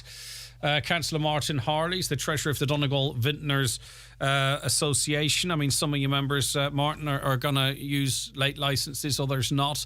I mean, if you can stay open, the majority would be okay with this. Obviously, you know, you think on other businesses, but just in terms of the bottom line in business, it's not going to affect the majority of your members, is it? It's not, no, but at the same time, it's going to be a difficult time for nightclubs who are just getting their doors open, and not alone just for nightclubs. I feel it's tough on the young people, Greg, and because young people, as you said earlier, that started their lives going out to nightclubs, and it's all part of your growing up and meeting people and making friends. This is not just about the industry making money; it's about the bigger picture of all this here, and it's going to be. And I think Matt there touched on it, is the fact that you're going to have people, maybe 30, 40 people going to a house party now at 12 o'clock, where there's going to be no track and trace whatsoever, and that's going to be how do you get the numbers there then? So there is. And the thing is you know, those house parties, and again, this is why I'm not sure why it's thought through, are going to be predominantly involving the age cohort with the lowest uptake of the vaccine as well. Like, that's, you know, so What you're going to have is, so if you have the strict enforcement of vaccine certs, let's say, and I know a lot of people aren't happy with that, the majority of people in these venues are going to be vaccinated, because I know some younger people who don't want the vaccine and they're not going out because they don't feel welcome, they don't want the hassle at the door. Now, at 12 o'clock, they will all mix together, and some people say, yeah, that's fantastic, but it's going to be the unvaccinated, the cohort with the lowest vaccination. It's inevitable where we're going then. I mean, if they didn't see that coming. Yeah, it is a worry, and I know what you said there, it is a worry that we may have a full lockdown. We hope not, and we hope that I would kind of implore people to try and get the vaccine, to try and save lives as well as everything else, because the next 4 or 5 weeks are the biggest period of the year for the hospitality industry. What the revenue they bring in that time of the year probably pays their bills and keeps them going during the first couple of months of January, February next year. So this is so important. It's so important that the music industry there, you talk music industry as well, they are being hit hard because even the licensed premises that are open have not gone back doing music to the same capacity that they were doing. So there's not the same amount of gigs that are going on. So there's a lot of musicians losing out there as well. It's with the case numbers rising and up on 5,000 there a day, it is very difficult, and it's not an easy decision to make. And we look at our ICU numbers, and that is the worrying point there. It's on over the 100 now, and that's the worrying point. It's certainly worrying, okay? And we don't want to see anyone in ICU, Martin, but we are a population of 5 million plus, okay? And 100 people in ICU leading to businesses closures and potential lockdowns. It's a terrible indictment of the health service that we don't have capacity to accommodate, care for and make better more people, that we have to lock a country down effectively. Or we're certainly, it feels like we could be heading in that direction. We hope not. But, like 100 people, as I say, they're people's, they're individuals and they're people's family, but that surely in a population of over 5 million plus shouldn't be enough, should it? No, we're only just talking about the COVID ICU patients. I think there's 300 beds nationally, ICU beds in Ireland. So over 100 of them are COVID patients at the moment. So we look at all the other patients with cancer and all other issues that are in ICU as well. Thank God we haven't got to a situation where we had in Craigavon Hospital there the weekend, where they turned the ambulances away and they wouldn't take them, sent them to other hospitals. We haven't got to that stage yet here, thank God. But we don't want to get to that stage either. And in fairness, there'll be 22 billion. There's 22 billion in the budget for next year for the health service.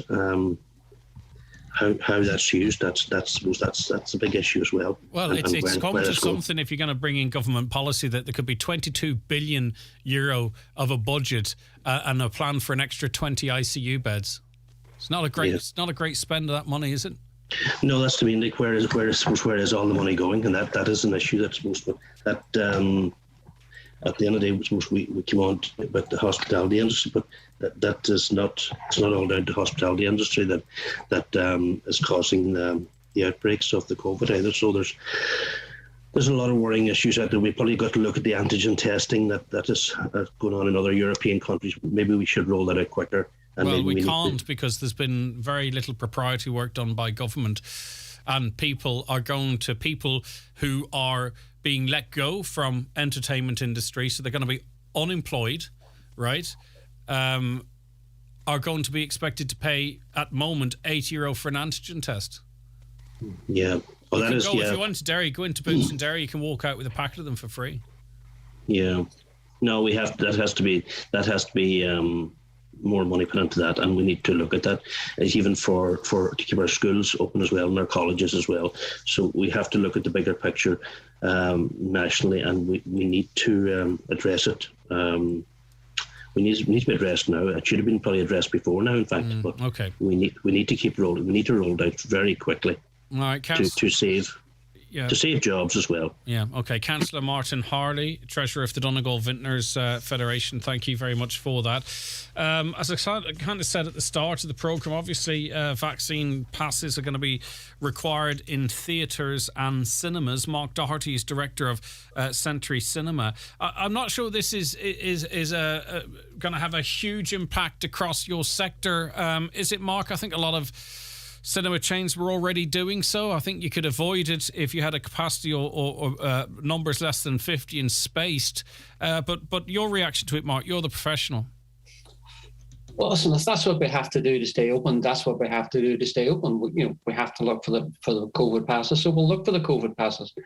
Do we like doing it? No, we don't doing it. We don't. But that's what the government has laid down we have to do to stay open, so that's what we'll do. When you do enforce it, or when cinemas do enforce it, what's the reaction from the public? Is it one of those sort of hotspots? Most people are fine. With experience in the restaurant and the play centre, most people are fine. Most people seem to be quite open to it. Some people welcome it. They're glad to see that it's been checked. Other people just go with it because that's what they have to do to get into a restaurant or the play centre, so they go with it. A small minority are quite vocal in their opposition to it.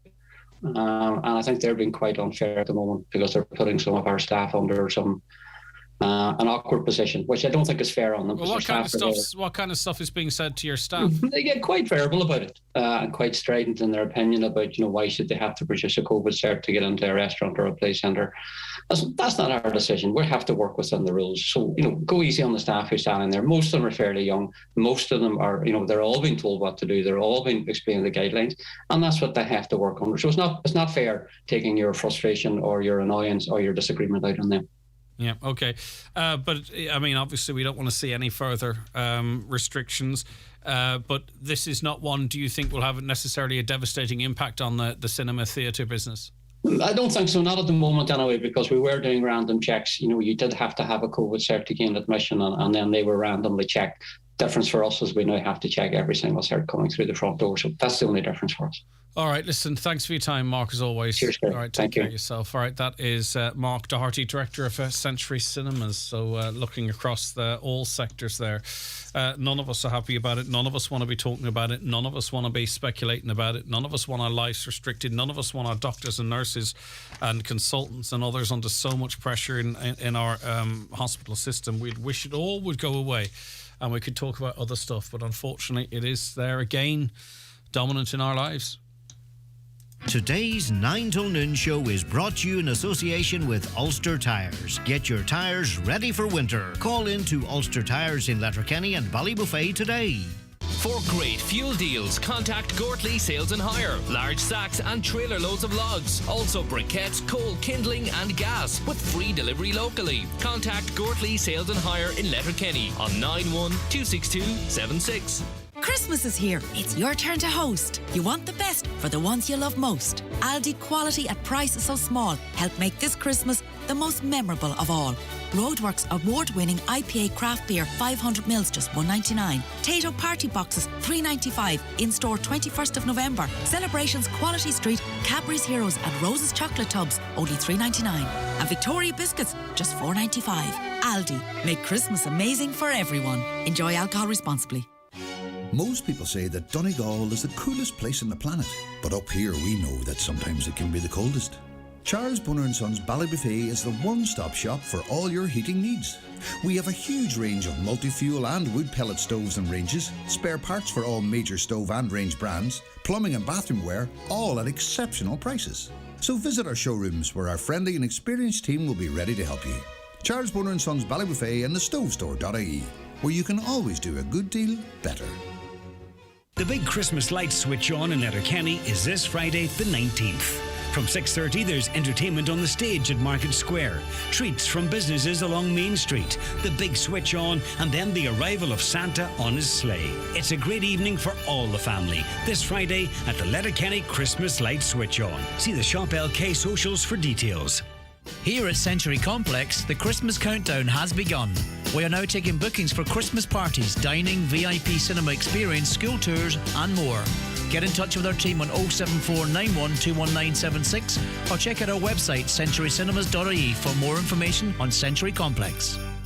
Northern Ireland's premier Christmas event, the Enchanted Winter Garden, returns to the award-winning Antrim Castle Gardens from Saturday 27th of November until Tuesday the 21st of December. This outdoor Christmas extravaganza has a dazzling array of festive attractions to capture the magic of Christmas. Be enchanted by the stunning illuminations, the spectacular Wonderland Wood, live music, festive fare, and the Big Wheel. Why not make your visit extra special with a staycation or dinner? Check out our special offers and book your tickets at enchantedwintergarden.com. Sponsored by Belfast International Airport. Christmas is well underway at Letterkenny Shopping Centre. Park for free and get everything you need. Thank you for shopping with us this Christmas. Letterkenny Shopping Centre, bringing you the time at... The time is 10:35. You're welcome back to the 9 till noon show. And of course, you know, an awful lot going on at hospitals. You hear it on the news. The latest figures from the Irish Nurses and Midwives Organisation show the amount of people waiting on trolleys in Letterkenny. 24 are waiting on a trolley in the emergency department. These are people deemed sick enough to need admitting to the hospital. 37 on wards or elsewhere. A total of 61. Again, the second highest in the country. Relatively speaking, relative to Dublin hospitals, the number of COVID patients in Letterkenny is under 20, as I believe. If it were double that, God knows what kind of an impact that might have on anyone, whether they're vaccinated or not, whether they believe in COVID or not, might have if they had to attend that hospital. And I can only imagine what it must be like to work down there. Really difficult for staff. Right, okay, let's take a break from all of that for a moment and take a piece of music. Here is Eddie Grant.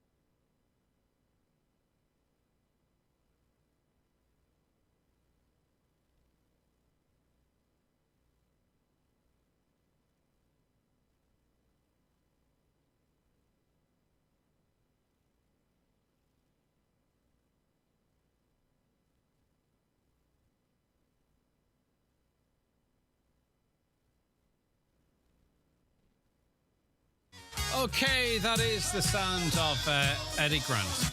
I don't want to dance. Okay, my apologies. I had a slip of the finger and I didn't play your bingo numbers this morning. My apologies. Here they are, back after the break. It's time for Ncbi Bingo on Highland Radio.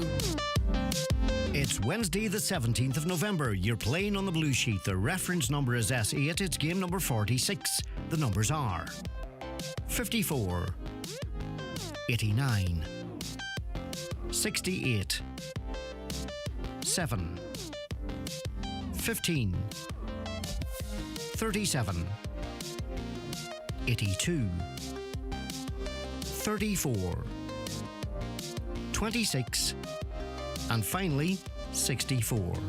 Phone your claim to 9104833 before 8 tonight, leaving your name, contact number and the name of the shop where you purchased your book, and we'll call you back the next working day. Get all your NCBI Bingo information at highlandradio.com. Today's 9 till noon show is brought to you in association with Ulster Tyres. Winter is coming. Get your tyres winter ready. Call into Ulster Tyres in Letterkenny and Ballybuffet today. Buy a ticket. Buy a ticket in Highland Radio's mega draw to win a car. Get your ticket by November 30th and automatically enter an extra draw before the big draw. Big draw. One lucky winner will walk away with €2,000. Imagine, that's Christmas all wrapped up. Christmas sorted. The draw will take place on Wednesday, December 1st on the 9 till noon show. 9 till noon. And you're still in with a chance to win the Kia Exceed worth over €28,000. 28 grand. It's that simple to win that car. To get your ticket, log on to highlandradio.com. Highland Radio, exceeding your expectations. Farmers know all about running a busy operation. They have their own instincts to help, of course, as well as centuries of experience handed down from one generation to the next. And then there's new ideas and innovations that are helping farmers work smarter today and safeguarding their farms for tomorrow. AXA Smart Farm Insurance is here to help too. In fact, it's the only policy where you can benefit from discounts of up to 30% if you have a low claims record. For a quote, search axa.ie/farm. AXA. Know you can. Terms and conditions apply. Claims free in your farm for the past 3 years. Windscreen claims are excluded. AXA Insurance DAC is regulated by the Central Bank of Ireland. The day's almost here. Some say the most important one of the year. November 19th is the date when Tesco's Christmas home delivery and click and collect slots are open to book. This Christmas, nothing's stopping us. So give yourself a little help this year and book yours at tesco.ie. Be sure to book early. Slots will be going faster than, well, Santa's sleigh on Christmas Eve. Tesco. Every little helps. Drop into your local library. We're open again for books, computers, events, classes, study, or just a bit of space. One more thing, make sure you enter through the front door. A Healthy Ireland initiative supporting health and well-being from the Government of Ireland. It's the Right Price Tiles and Wood Flooring 70% off sale. Get up to 70% off on all your purchases. Up to 70% off all tiles, all wood flooring, all bathware. Everything's reduced in-store. The 70% off sale at Right Price Tiles and Wood Flooring. Stores nationwide. Sale now on. With tonight's Lotto jackpot still a guaranteed €19 million, it means that there's more in the pot for other Lotto prizes. Sure, last Saturday, 2 winners took home over €500,000 each. The National Lottery. It could be you. Play responsibly. Play for fun. All your hopes, all your dreams, all your ambition, all your hard work, all your goals and determination, all your late nights and coffee breaks, all lead you to one place, Allstate, where career opportunities are endless. Have it all at Allstate. Search allstateni.com today. And you welcome back. The public consultation process on the Letterkenny 2040 draft master plan. Letterkenny 2040 is a process to prepare a regeneration strategy for Letterkenny Town Centre to identify ambitious priorities for it as an attractive, accessible and thriving place. We are joined now by a number of guests to discuss this. Sinead Macaulay, we'll start with you, Executive Planner, Regeneration Team, Donegal County Council. This is ambitious, this is big, and it's going to happen, Sinead. Yeah, Greg, thanks very much for having us on. It's brilliant just to get an opportunity to connect with the public in this project again, because this is our second phase of consultation. It is ambitious, there's no doubt about that. We are in this project setting our master plan and setting out our stock for the next 20 years and beyond for how we really want Letterkenny Town Centre to grow, to be a great place to experience. And that is, I suppose, Greg, whether or not projects are funded or not at this stage. And indeed, there are a number of projects that are funded. There's some seed funding that is already in place that will help us to get off the ground. So yeah, ambitious, blue sky thinking, innovative, creative, real new space for Letterkenny to really position itself as a really great regional centre. Where is the town centre? Well, I suppose, it depends on who you talk to as to where the town centre is. The study area for the town centre is from Station Roundabout right up along the whole spine of Main Street down to Lower Main Street. Also then down to Pierce Road, taking in your retail parks, and right down to the port roundabout at the PSC. But there's no doubt that, if you take some time to look through the ideas in the strategy, that there's a real emphasis on our main street, on our historic spine, on making really great connections between it and our retail parks so that they can really work as one entity and be really accessible for people, and I suppose really legible as that is our town centre, our core town centre. All right, so, and I mean, obviously, because it's public consultation, we don't necessarily want to steer anything in any particular direction, but how does this process work? Like, are there a set of ideas there? Are there goals? Is there sort of an overall, and you want people to feed into it, or can people sort of, get into it in more, nuanced ways or whatever? So explain to us what's already there, how the public interact with it, and how their views are taken on board. Okay, so we've already done a first phase of consultation back in February when we launched, and that was essentially going out to people and saying, what do you like about your town centre? What do you not like? What are your ideas for the future? So that was our scoping exercise. We're a little bit further on now. We now have a draft master plan with a set of ideas in there. So it's centred around 4 key themes. And they are Main Street, and I suppose breathing more life into Main Street through a series of interventions like the redevelopment of Market Square, the redevelopment of the courthouse, reuse of buildings on Lower Main Street. So that's one area on Main Street. The second area relates to our key routes into the town centre, Peters Road and Port Road, creating new gateways into the town centre, boulevards. The third area relates to green and blue infrastructure, the development of cycling and walking infrastructure throughout the town, the potential for an urban wetland, really embracing the natural environmental state of our town centre, and of course the Swilly Way and Valley, a project there. And then the fourth key area is around a town square and a regional transport hub. The ambition there to have one regional transport hub that services our public and our private bus services, integrates our taxis, walking and cycling. But do we know where that, like, in other words, as part of this consultation, people suggesting where that might be, or is that already penciled in or earmarked for a location? Well, there's a certain level of work that has been done, Greg, in relation to that to try to integrate it into the overall strategy. But what we now have in the strategy is 4 potential locations or areas, and we really want people to come forward to look at those and to give us their opinion as to which they think would be best. James Hennessy is director of the Paul Hogarth Company and lead consultant on the project. James, in terms of scale, how big a project is this? Hi there. Oh, it's a big one for sure. This is a great project, and it's on the back of a lot of work that's already preceded us from Donegal County Council. So it's a great opportunity, and the good thing is with the Urban Regeneration and Development Fund, it's a real prospect to deliver transformative change for Letterkenny. So we're very excited to be involved in this one. How does it work, say, for instance, something as simple as our relationship with transport, cars, okay? So whether it happens or not, very ambitious targets for change for 2030. Who is to say what the next raft of changes might be for 2040? How do we design something and future-proof something, taking into consideration something as sort of pivotal as to how we get around? I don't know, charging points. Will we even charge cars with cables? Will we be in cars? Do we want a monorail? I don't know, James, but how do you plan for what might be in 19 years? Yeah, no, you're absolutely right. And the first survey that we did at the beginning of the year, we had over 800 responses. It was fantastic. And a lot of people were talking about this issue, that they recognise the climate crisis that we're in. They recognise that the town centre is often car dominated. But also people need to still be able to get around.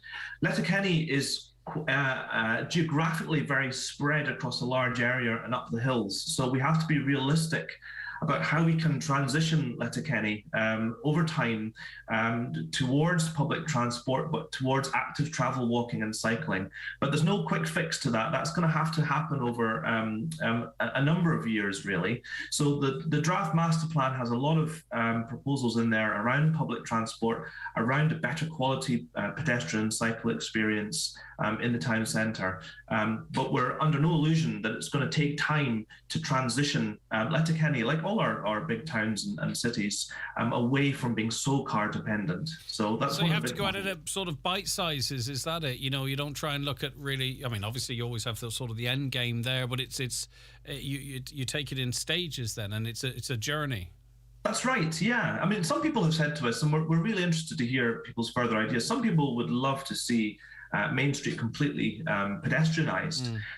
But we think we need to be careful. We need to stage a process to transform the town centre because we have to change the whole operation and how the town works. And it has to be age-friendly. It has to be accessible for people with a disability or mobility issues. Often when an area is pedestrianised, it becomes a no-go area for big swathes of the population. They simply avoid it. They go elsewhere.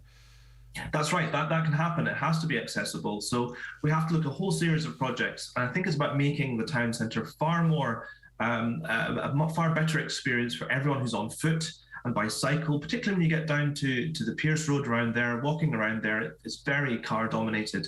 So there's a lot of proposals to look at how we can transform that environment for the better. And one of the benefits of that is also to attract more investment, to attract more people living and working in the centre of Letterkenny as well.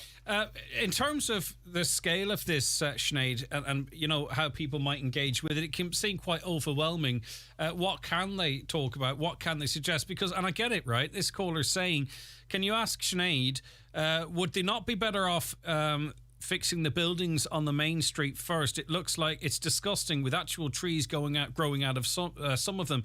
It makes the town look awful. So before, I suppose, and I hope I'm not over presuming here, before they can sort of contribute something like this and see the bigger picture, they're concerned with the immediate problems, you know, something that's a now, next month and the month after type of a problem. How do people get past that in their minds, or should they?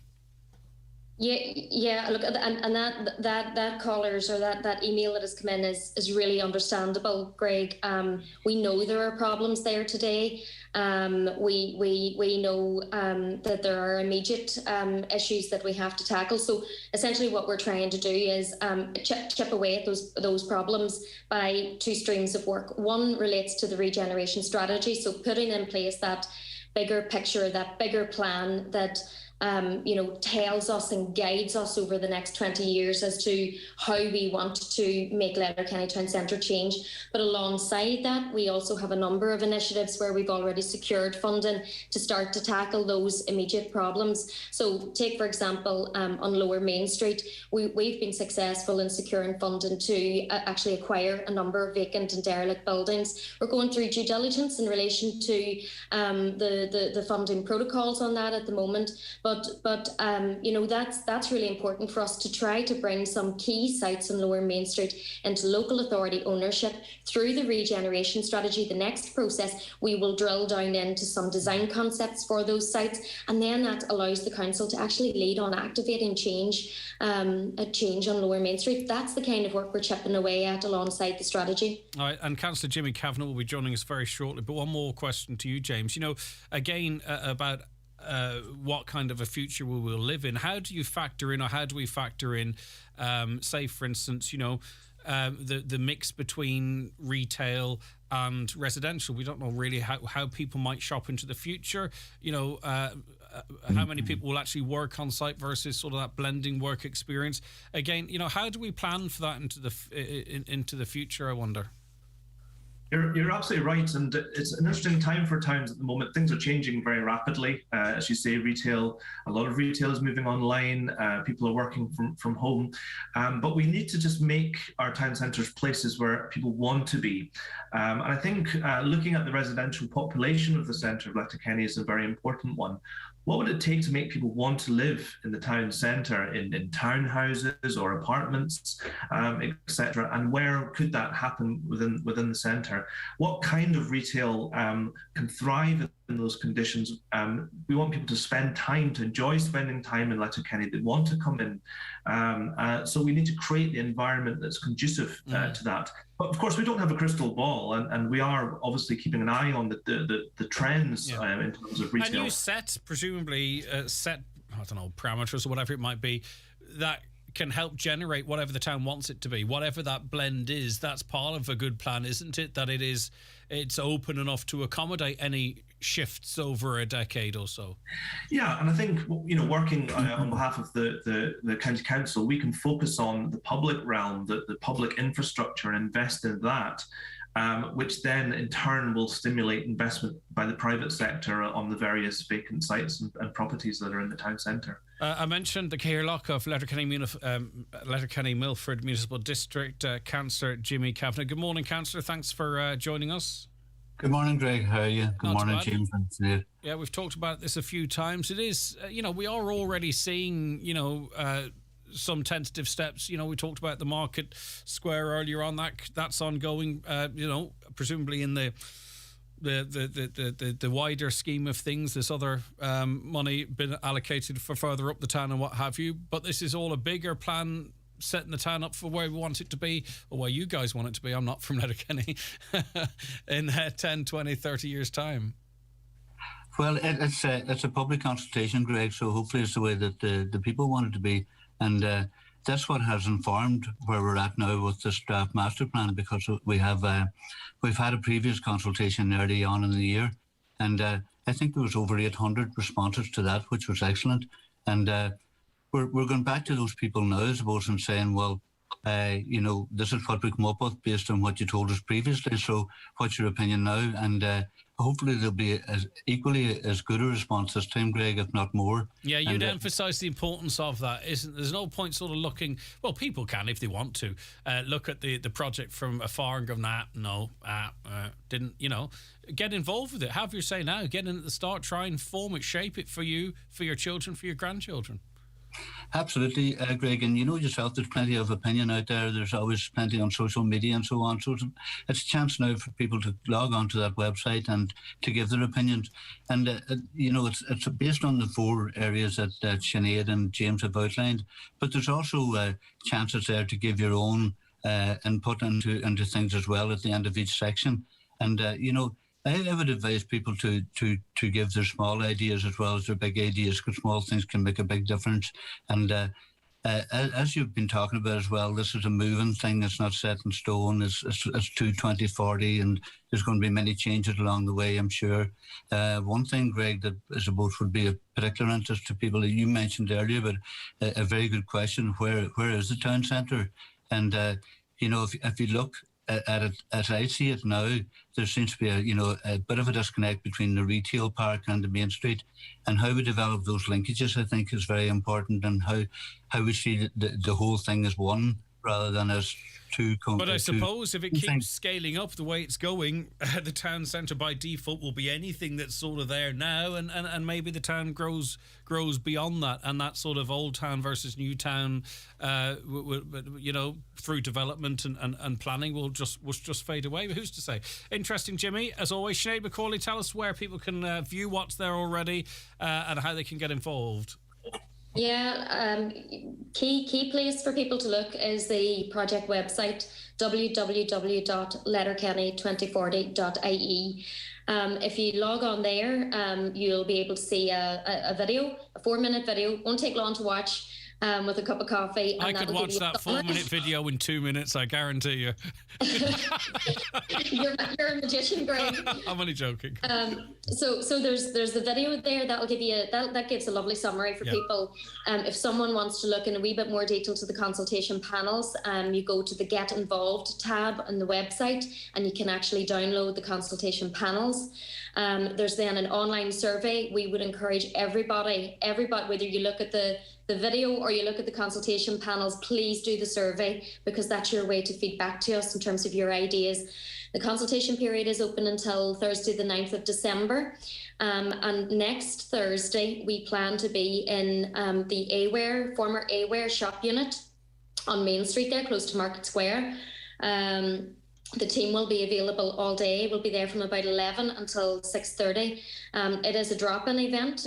We would ask people to be very cautious in terms of the public health environment that we're working in, and we will manage that in terms of mask wearing and social distancing and so on. So come in to see the team. You'll see the consultation panels there and have a chat about it. But the project website, www.letterkenny2040.ie, that's the go-to, please. For the public. Councillor Jimmy Kavanagh, thank you. Thanks very much, Greg. Good to see you as always. James Hennessy, Director of the Paul Hogarth Company, Lead Consultant on the project. Thanks to you. And as you've just heard, Sinead, thanks very much, all three of you. Thanks, Greg. Okay, bye-bye. Have a good one. We'll chat during the next stage, I'm sure. Okay, what time is it? It's news time. You're tuned to Ireland's #1 local radio station. It's Highland Radio with me, Greg Hughes, on the 9 till noon show. Another busy hour to come on the programme, including business news with Kieran. But at the top of the hour, it's time to take a break for a news update. And it's... Am I boring you, Catherine? No, not at all. Okay. Never. It's time for news update, and it's good morning to Catherine Gaffney. Thank you, Greg. Good morning. A Donegal doctor says he has reservations about whether the new COVID restrictions will have the desired effect. A curfew for the hospitality sector is being introduced, along with changes to self-isolation rules for households. Ministers have been given a stark warning about the impact of COVID on hospitals.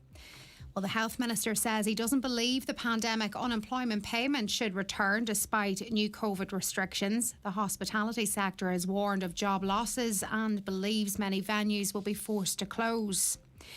There are 61 patients awaiting admission to Letterkenny University Hospital this morning. 24 people were on trolleys in its emergency department, while a further 37 were waiting on wards. It is the second most overcrowded hospital in Ireland today. Health officials in Northern Ireland are warning COVID passports might not be enough to curb infection rates and that more severe restrictions may need to be brought in. A modelling paper says positive cases have risen by 23% in a week and an increase in hospital admissions is inevitable. The INTO is calling for clarity on the rollout of antigen testing for primary school children. Rapid tests will be sent to the homes of close contacts of confirmed COVID cases. The Teachers' Union wants to know if this means contact tracing will be reinstated in schools. The Health Minister says a huge increase in emergency calls since February has contributed to delays in ambulance response times. As part of a Sinn Féin motion on the National Ambulance Service, the Dálas heard last night of a case that a patient was brought to Letterkenny University Hospital in a Garda car last month because no ambulance was available. And the British Brexit Minister believes a deal can be done with the EU over the Northern Ireland Protocol. It follows comments by Foreign Affairs Minister Simon Coveney yesterday that a deal could happen before Christmas. That's it for now. We're back with an update for you at 12 noon. Catherine, thank you very much indeed. Okay, we'll be back with more on the programme after the break. We're going to be talking about, it's National Take a Hike Day. Now, normally when someone says to me, take a hike, really they're asking me to do one, get out of their face. But did you know that there are lots of organised hikes, organised walks? So we're going to be talking to Miles Sweeney, who's coordinator of the Sports Partnership, about it and the opportunities for you to get out and take a hike. Stay tuned for that. Today's 9 till noon show is brought to you in association with Ulster Tyres. Are your tyres ready for winter? Call into Ulster Tyres in Letterkenny and Ballybuffet today.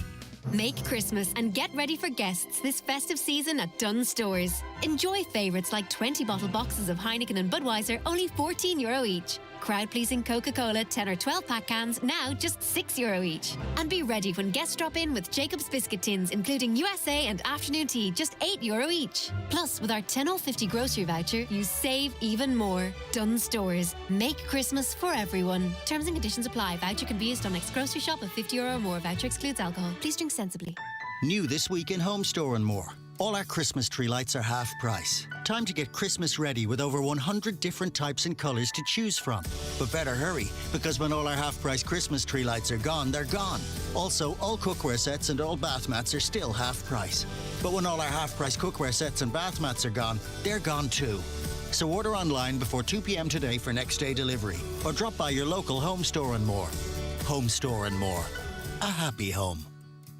Candles, lanterns, Christmas trees, decorations and all types of lights. Everything you need for Christmas. Experience the magic of Christmas at Cooney's. Our biggest and best Christmas shop has outstanding value on lights and trees. There really is something for everyone at Cooney's Letterkenny Retail Park. This winter, be ready. Visit winterready.ie. From flooding, storms, snow and freeze to fallen trees, winter is hard to predict. Find out how to protect yourself, your home, farm, business and the elderly on the Office of Emergency Planning website, winterready.ie, or follow us on Twitter at emergency.ie, an initiative of the Government of Ireland. As more sectors across Ireland are reopening, the COVID-19 pandemic unemployment payment is changing. If you're currently receiving this payment, the amount you receive will change from the 16th of November. To find out more about how these changes will affect you, visit gov.ie/PUP changes. A Government of Ireland initiative brought to you by the Department of Social Protection. Finn Harps host Longford Town this Friday night for the final game of their Premier Division campaign. Harps now a win at Finn Park will secure their place in the top flight for next season and avoid the relegation playoff. Join Dermot Doherty and Declan Boyle for full match commentary from 7:45 kickoff in Ballabafay. Finn Harps on Highland in association with B&S Credit Union Ballabafay, whose big card draw entry is now open. Be in with a chance to win one of 2 cards and thousands in cash prizes. Visit bnscu.ie or free phone 1800 290 390. B&S Credit Union Limited is regulated by the Central Bank of Ireland. Highland Radio weather updates with National Fuels Letterkenny. For a keen price on your home heating oil, call National Fuels on 9137 400. Yeah, so as I said, Matt Aaron are predicting from Tuesday or Wednesday next week a real cold spell of weather, which could be somewhat prolonged. So let's enjoy, I suppose, the relatively mild weather while we can. Temperatures today 11 to 13 degrees, a few showers around. Bright spells this morning. Cloud will increase during the day with patchy light rain or drizzle through the afternoon and evening. I think maybe the temperature I pay much attention to, but in wintertime, autumn-winter time, I don't really pay a great deal of attention to the weather, the variables between dry and wet. But anyway, that's just me. Right, okay. How many public toilets are included in an accessible plan? Well, that's has to be fixed, but that's an immediate problem. I would suggest we need Letterkenny needs public toilets, doesn't it? Always believe the tourist office should have been situated at Market Square rather than the edge of town. Sometimes you'd need a helicopter to get around Letterkenny. Yeah, how many people, if you need a specific shop in Main Street, have you done the looping around, blowing out exhaust fumes? I think we've all done it at some stage or the other. Please ask Sinead if DCC includes plans for flood defences in this master plan, with all the predictions of flooding, climate change, consequences, care should be taken to only spend money in safe places. That's a really good point, which is a question I should have put to the master planner there, because he would probably know. Obviously, there are those that feel development has exacerbated flood risk. I'm not saying that's the case, but that's what some people feel. You'd want to make sure, wouldn't you, and I'm sure and hope they would, that any future development mitigates against that, improves the situation, and certainly does not reverse it. Okay. Let's see, where are we? We are going to take a break. I'm a little bit behind on the breaks. My apologies. Though stay where you are. You'll want to stay tuned. It's going to be an interesting conversation hiking, and also plenty of business news coming with Kieran, and a load of your comments. If you text in, I'm going to get to them. Today's 9 till noon show is brought to you in association with Ulster Tyres. Winter is coming. Get your tyres winter ready. Call in to Ulster Tyres in Letterkenny and Ballybofey today. Don't miss the crazy Black Friday deals right now at Watson Hire in Letterkenny. Up to 70% off the recommended retail price on hand and power tools, paint, homeware, clothing and much more. Many are at clearance prices that won't be repeated. Loads of great present ideas now reduced. That's amazing Black Friday deals right now at Watson Hire, Kiltoy, Letterkenny. Visit watsonhire.ie or see Facebook for daily offers. Homeland Fuel offers, keeping you warm for less. 40 kg premium doubles or easy flame coal, $16.99. Buy 10, get 1 free. Hardwood logs, 2 bags for only €10. Flow gas £25 gas cylinder, only €25.99. Shop in store or online at homeland.ie. People don't become successful by accident. You've got to know what you want. So take off your shoes. Sit down. Reach no further than your tablet. Type in SCODA and you've won. Smile about doing less while some other guy is doing loads. Yawn like you've never yawned before. Smile again about the offers from 0%. Then configure your perfect car and fill out the easy online finance application. It's never been easier to be successful. Finance provided by way of hire purchase agreement from Volkswagen Financial Services Ireland and subject to lending criteria. Terms and conditions apply. Visit skoda.ie for further information. Your local Skoda dealer is DMG Motors, Clar Road, Donegal Town. Telephone 074 9721 396. St Columbus College Dunurler are accepting applications for first-year enrolment for the 2022-2023 academic year from Monday, November 8th until Monday, November 29th. Application forms are available on their website, stcolumbuscollege.ie, or from the school office on 074 9131 246. Hi guys, it's Derek Ryan here, and I'm really looking forward to our first shows in Donegal for nearly 2 years when we return for a weekend of dancing at the Clonry Hotel, Letterkenny this weekend. On Friday the 19th of November, I'll be joined by David James and Patrick Feeney and his band. On Saturday night, we have Adrian Ryan and Robert Vassell and his band. Tickets for both nights are available from my website, DerekRyanMusic.com. Looking forward to seeing everybody this weekend at the Clonry.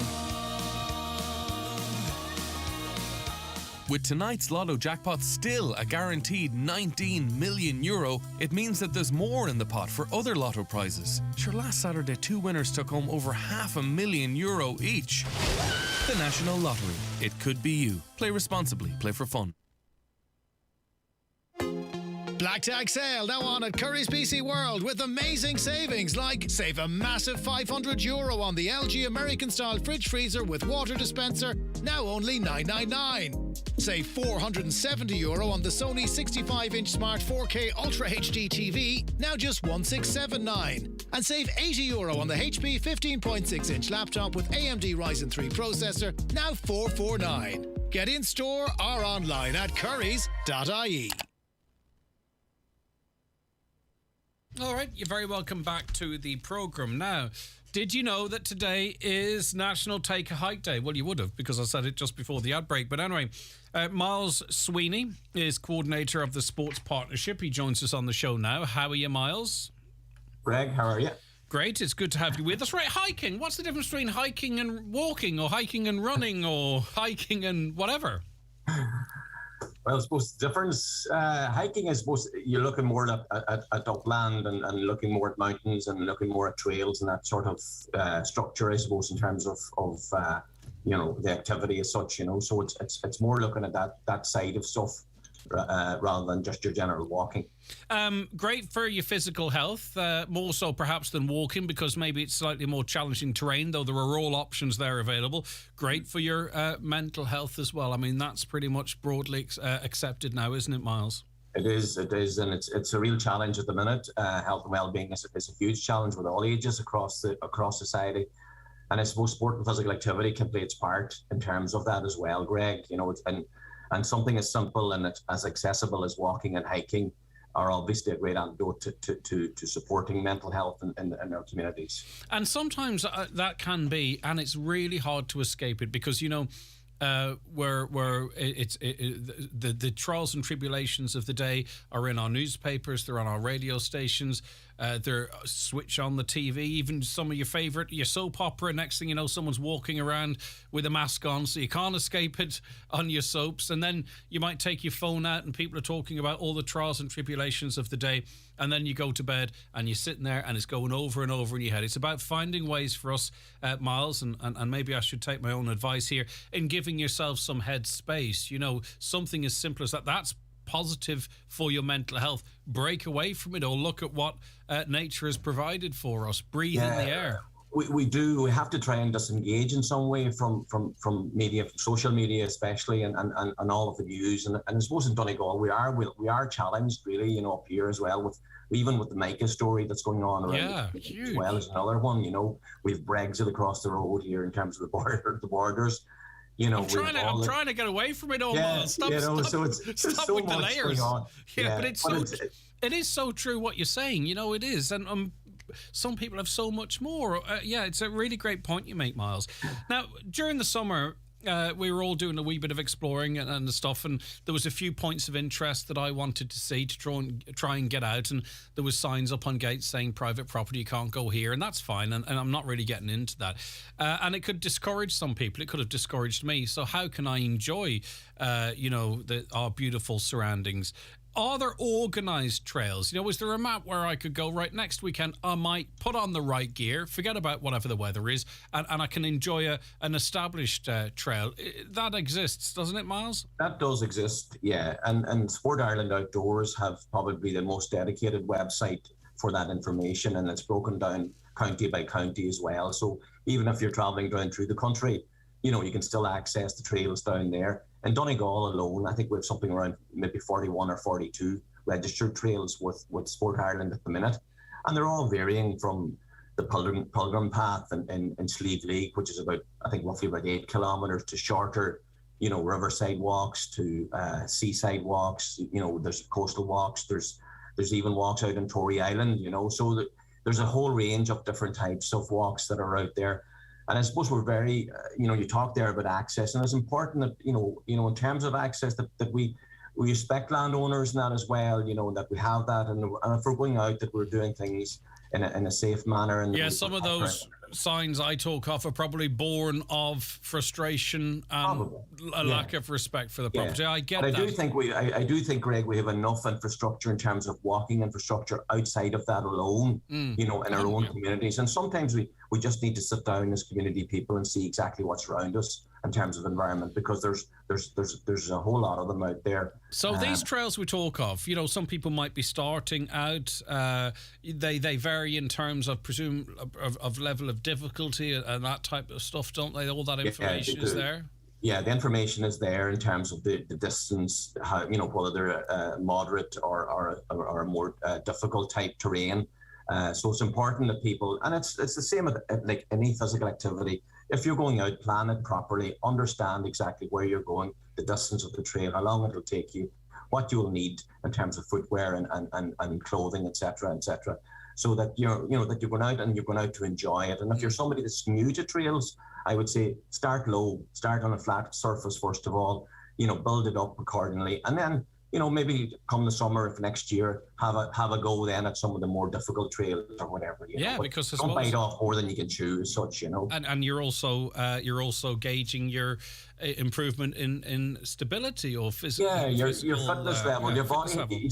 Sometimes people take on too much, and then their body kind of responds in a negative way, and they get sores, and there's and they say, oh, that wasn't a good experience. So you're trying to, I suppose, get your body used to getting into physical activity, and then to that, that whole area of and trails as well. In terms of surfaces, can be very difficult as well. Some of them can be, quite good, and others can be a wee bit challenging, and even gradients and that as well are obviously another addition to that as well. How important are the right shoes, right boots, the right socks, the right gear? But primarily, I suppose, the part of you that's touching the ground, touching the rocks, touching whatever it might be. So important. Yeah. Craig. If the feet are happy, the rest of the body are happy. That's my motto generally, So it's important that people understand that as well. And even in terms of going out for your walk, even to do that little bit of stretching and mobility in that as well, and to loosen up the feet and the ankles and that prior to going out, because I think it does pay dividends in the end. But using the right footwear is so important. So, to protect your ankles and protect your arches and so on, and to just give you a better experience. That's really what you want. Start off correct. And listen, I mean, obviously, it depends on the type of trail, but anytime you're going outside and exploring, make sure you've got your phone with you, keep it well charged, bring water with you, a snack if need be. As I say, that's Absolutely. Right across the board, decent advice if you go. And you'll find that because it's a physical activity, Greg, you're going to be a little bit hungrier, and you're going to be more thirstier, and you're going to need hydration and that. So it is important to have those checklist of things that you should be doing. Even in terms of phone, just let people know that you're, if you're going on a long hike, for example, that you let people know, because sometimes batteries and phones can sometimes, they might wear out or whatever, and your battery could go down or whatever, and you mightn't have access to your phone. So it's important that, that you plan it properly. What about leaving a note on your car? Because sometimes what can happen is cars can be left in car parks innocently, and the person's not doing any exercise or anything at all, but it can spark a search. Or those little, warnings, those little signs can be of importance, and also take into consideration things, obviously the weather and that as well, the time of year. Like if you're going out hiking now, and say you decided to go next Saturday, okay, darkness comes in around probably 4 or 5 o'clock, so it's important that people are aware of that as well, and they don't, as I said earlier, don't bite off more than you can chew at the current. At the minute, and but it is something the majority of us can do. Those that are that they aren't impaired with a physical disability or something. There are, and even there are options too for people who use a wheelchair and what have you. I'm sure. But my point is that the majority of people can get out there and get that fresh air and enjoy it and see the benefits of it. What's your favourite trail? I presume it's going to be like 90 degrees or something like that, something fancy to make us all feel lazy. I'm at an age where I like flat stuff as well, Greg, so I don't too much. I have a couple of local trails here in Letterkenny that I love to just walk and bring the dogs out and it's challenging, challenge physically, but it's the mental health side of things. It's just, as you said earlier, getting away from all the anxieties that are there and letting environment and letting nature play its part in terms of supporting your body, and your well-being. That's so important. And we have a program called Woodlands for Wellbeing, which we're delivering around the county at the minute in different communities, and that's targeting mental health, and that's really supporting a lot of people that have been referred into mental health services as well, and we're seeing real positive benefits out of that as well in terms of outcomes. Sorry, there was someone speaking in my ear there. Did you mention the Woodlands for Wellness program? Yeah, Woodlands for Wellness program. Okay. So how do people get involved? We're delivering into 6 locations. That we have 2 done at the present minute. We had one program which we completed there recently in Drumbo, but we're working with Mental Health Ireland, and we're working with the mental health services here in Donegal, and also with the community and voluntary sector within the county, because we collaborate and partner with a lot of those agencies in terms of our work. But the first program we delivered was in Drumbo, and it was over 12 weeks. And the outcomes from that were really, really positive to the extent that we have continued on to deliver, and the engagement and the retention of people on that program has been very good. So we're delighted with that. We've moved now to Moville. We're hoping to move to deliver in Donegal town, and also down in the southwest region around Glenties, Ardra and Portneuf. So we're working in those communities to try and support mental health as well. Okay, and people can get more information, can't they, from the Sports Ireland website? That's where people can get a link for some suggestions. If people just Google Sport Ireland Outdoors, they'll get a whole range of stuff there, including the database with all of the trails on it. On our own website as well, Active Donegal, there's a physical activity hub. There's a lot of information there as well that people can download and can access as well. All right, there's 5 physical activity packs which you've made available to us. We're going to give them away by way of a competition shortly. And you talked about what we can go too hard at things too early and then discourage ourselves, so we can have the best will in the world, build up to something, and then we try and climb Errigal first time out or something like that there. And we're going to see that again in January, because and gym owners will tell you, you have to plan and operate how you go to the gym. For people going there new, you go there for the first week and you absolutely hammer it, and then you're exhausted or you're injured and you can't do it anymore. Maybe if you want to go to the gym in January, start building up a little bit of energy now and stuff by starting out in the trails or whatever. Think about it and make it best work for you. Not even the trails, even locally here, just walking, around your own local community. Around the park. Go out for a 1 or 2K walk at the start, build it up, maybe do that 3 times a week. Go out for 15 or 20 minutes. You can time it as well. You can use a time. Increase it then gradually. Maybe use a gradient. Maybe increase the distance, increase the time, etc. And build it up. And as I said earlier, get your body used to getting into and then by the time January comes in, if you do want to join the gym, your body will be in better condition and better prepared probably to take on then those challenges. Sometimes I think there's difference between people like Miles. I might see something like that as a chore, where other people see it as an exciting challenge and an opportunity. And, it's something that you should try and enjoy. You want to enjoy it from the get-go, don't you? Not see it as a chore or set yourself targets that are really hard to achieve. Start off as doing it for fun and see the benefits for you mentally even, and then let the physical stuff follow. Yeah, the studies would have shown that mild to moderate exercise is more of a benefit than actually going into really vigorous exercise, for especially for mental health.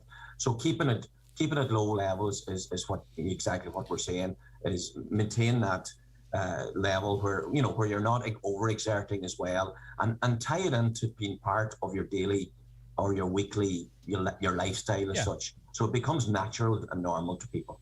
Okay, inspiring. Thank you very much, Miles. And thanks for the activity packs. We'll sort that out now. We'll be giving them away shortly. If you've got a question, maybe you've got a question for us. Don't want to put you on the spot, but Caroline put me in the spot, so I might as well pass it on over to you. Well, see, we're maybe working on trails, and it's probably a very simple and easy question. That's it. That's what we want. Yeah. What's the highest mountain in Donegal? I love it. What is the highest mountain? Absolutely perfect. I'll get my phone out and Google it in a second.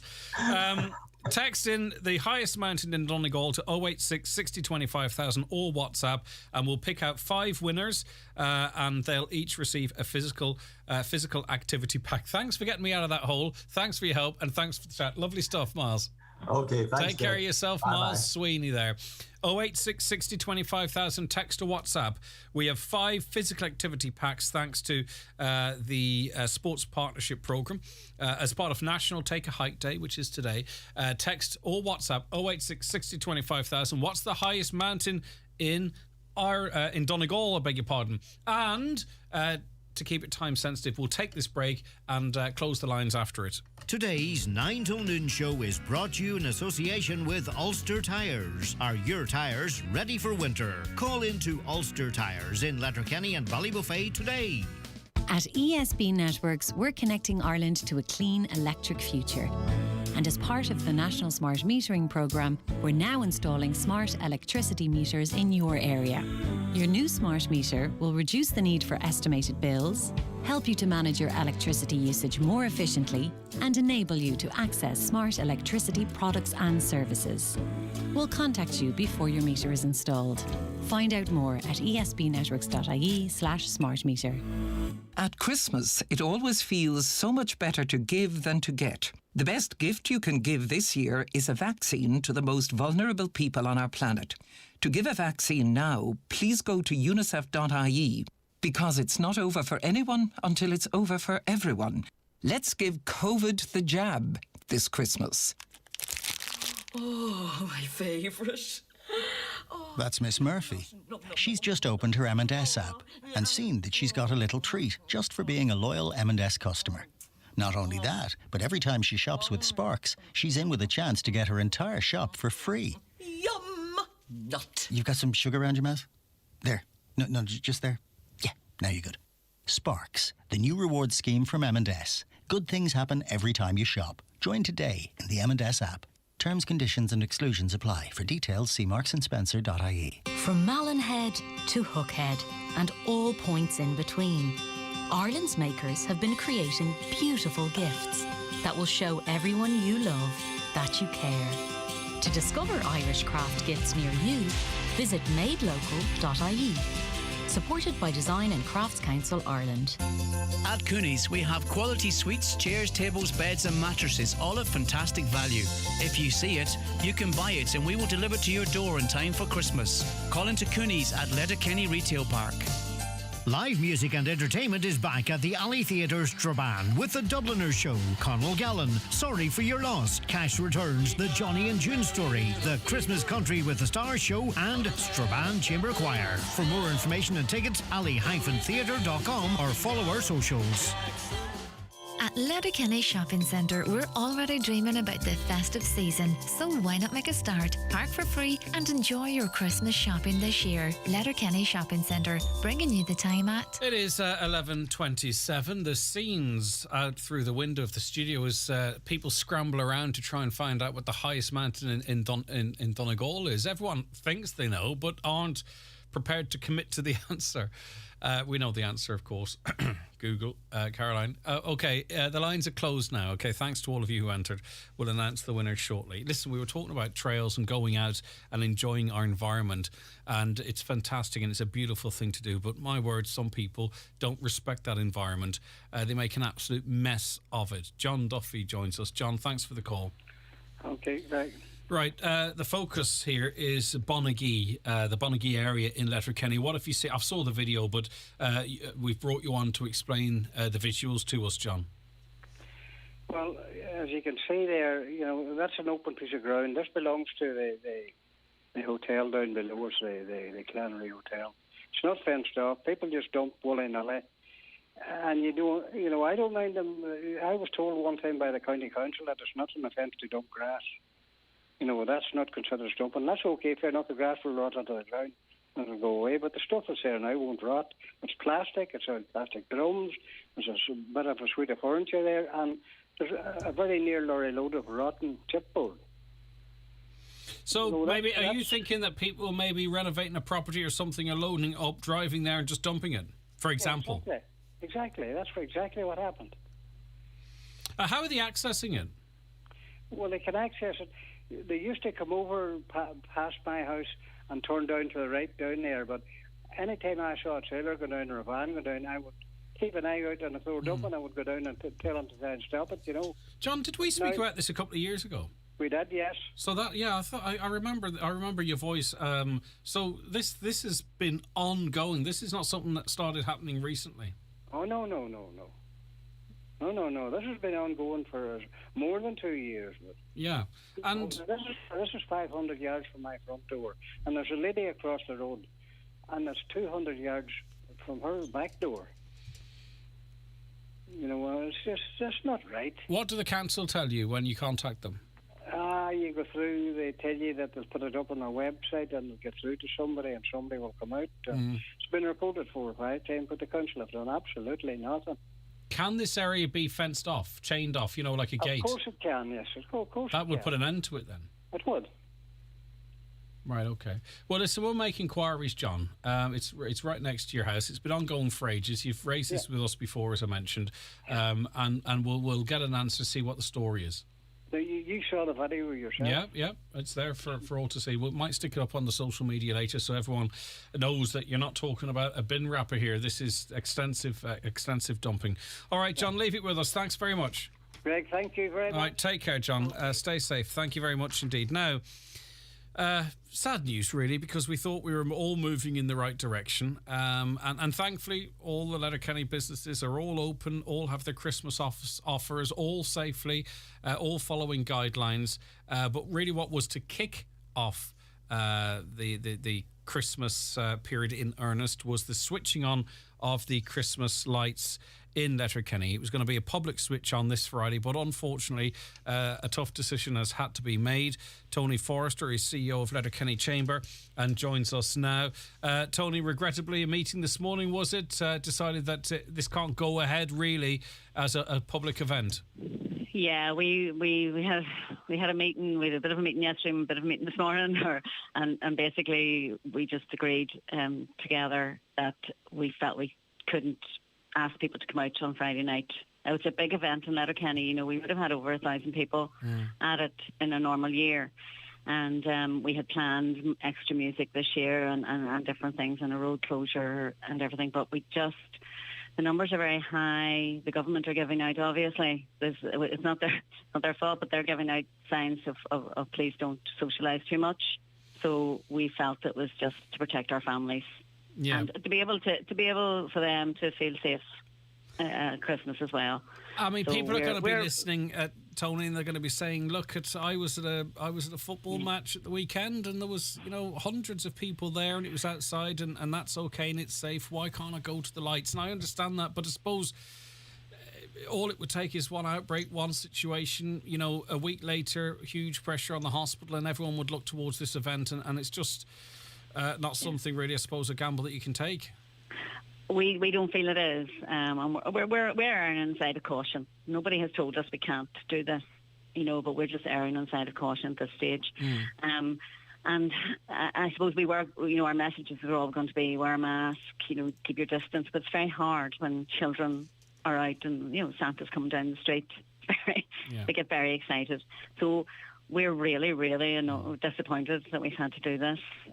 We just feel it's the right thing at this stage. Yeah, you've got one hand, the lift it would give people, And then on the other hand, the potential impact, and you have to weigh that up. It's an impossible decision, really. But it kind of is, and we want to make sure our businesses are safe and remain open, and have a great Christmas, have a great shopping season. So it's, everybody is encouraged to go out shopping and do their normal Christmas things. And I'm sure there will be Santa's grottos, I would imagine, in the different shopping centres. So, we want to still encourage a great Christmas atmosphere. Now, we will be on Facebook Live on Friday night. Okay, tell us about that. What time at? So we're having, I'll just put in a picture. We have a winner of our art competition who always turns the Christmas lights on for us. So we'll be doing a virtual switch on where they get the big plunger they push and turn the lights on. So from around 7 o'clock, if you tune into our Shop LK Facebook page and our Chamber Facebook page, you'll see our switch on. So the lights will go on. It just won't have 1,000 people looking at us. And Santa might even make an appearance. Okay, good stuff. All right, Tony, listen, thanks for that. All right, take care of yourself. Bye-bye. Now, I suppose really, just to put it into context, it is still safe to go out and shop. It's still safe to go out and do the stuff that you want to do, go out to your restaurants and all. They're all being run really well. Not funny enough, but, in Donegal, we've had really high rates. And I'm not playing anything down, by the way, but it's for context, okay? We've had really high rates here in Donegal. At the moment, it's pretty steady in terms of case numbers. In fact, the 7-day case rate in Donegal fell somewhat, 538.3 per 100,000. That is under the national average. The 14-day rate still over 1,000, which is regrettable. We're looking at about 128 cases per day in Donegal. That's a 5-day average. It has been higher. The hospital is under immense pressure. Generally, we heard from the Trolley Watch figures, but a lot of that happens. A lot of that's historic, and the number of people in hospital at the moment is actually less than it has been in previous weeks. So it is still safe to go out and enjoy yourself, to be happy, and that we have to be cautious, but not to be afraid. And with all this conversation, people out there might think that that we're back where we were. We're not back where we were yet. We're trying to avoid going back there. All right, we're going to be joined by Kieran talking business after these. Today's 9 till noon show is brought to you in association with Ulster Tyres. Get your tyres ready for winter. Call in to Ulster Tyres in Letterkenny and Ballybuffet today. No matter how busy we are, how can we make the most of our lives each day? By spending quality time together or spending time giving back? However you spend each day with Debit MasterCard, spend it doing what matters most to you. Because a life well spent is truly priceless. Learn more at mastercard.ie. Homeland fuel offers, keeping you warm for less. 20 kg Eco Bright, buy 5 bags for €50. Softwood logs, 3 bags for €10. 1 kg fire logs, 4 for €5. Shop in store or online at homeland.ie.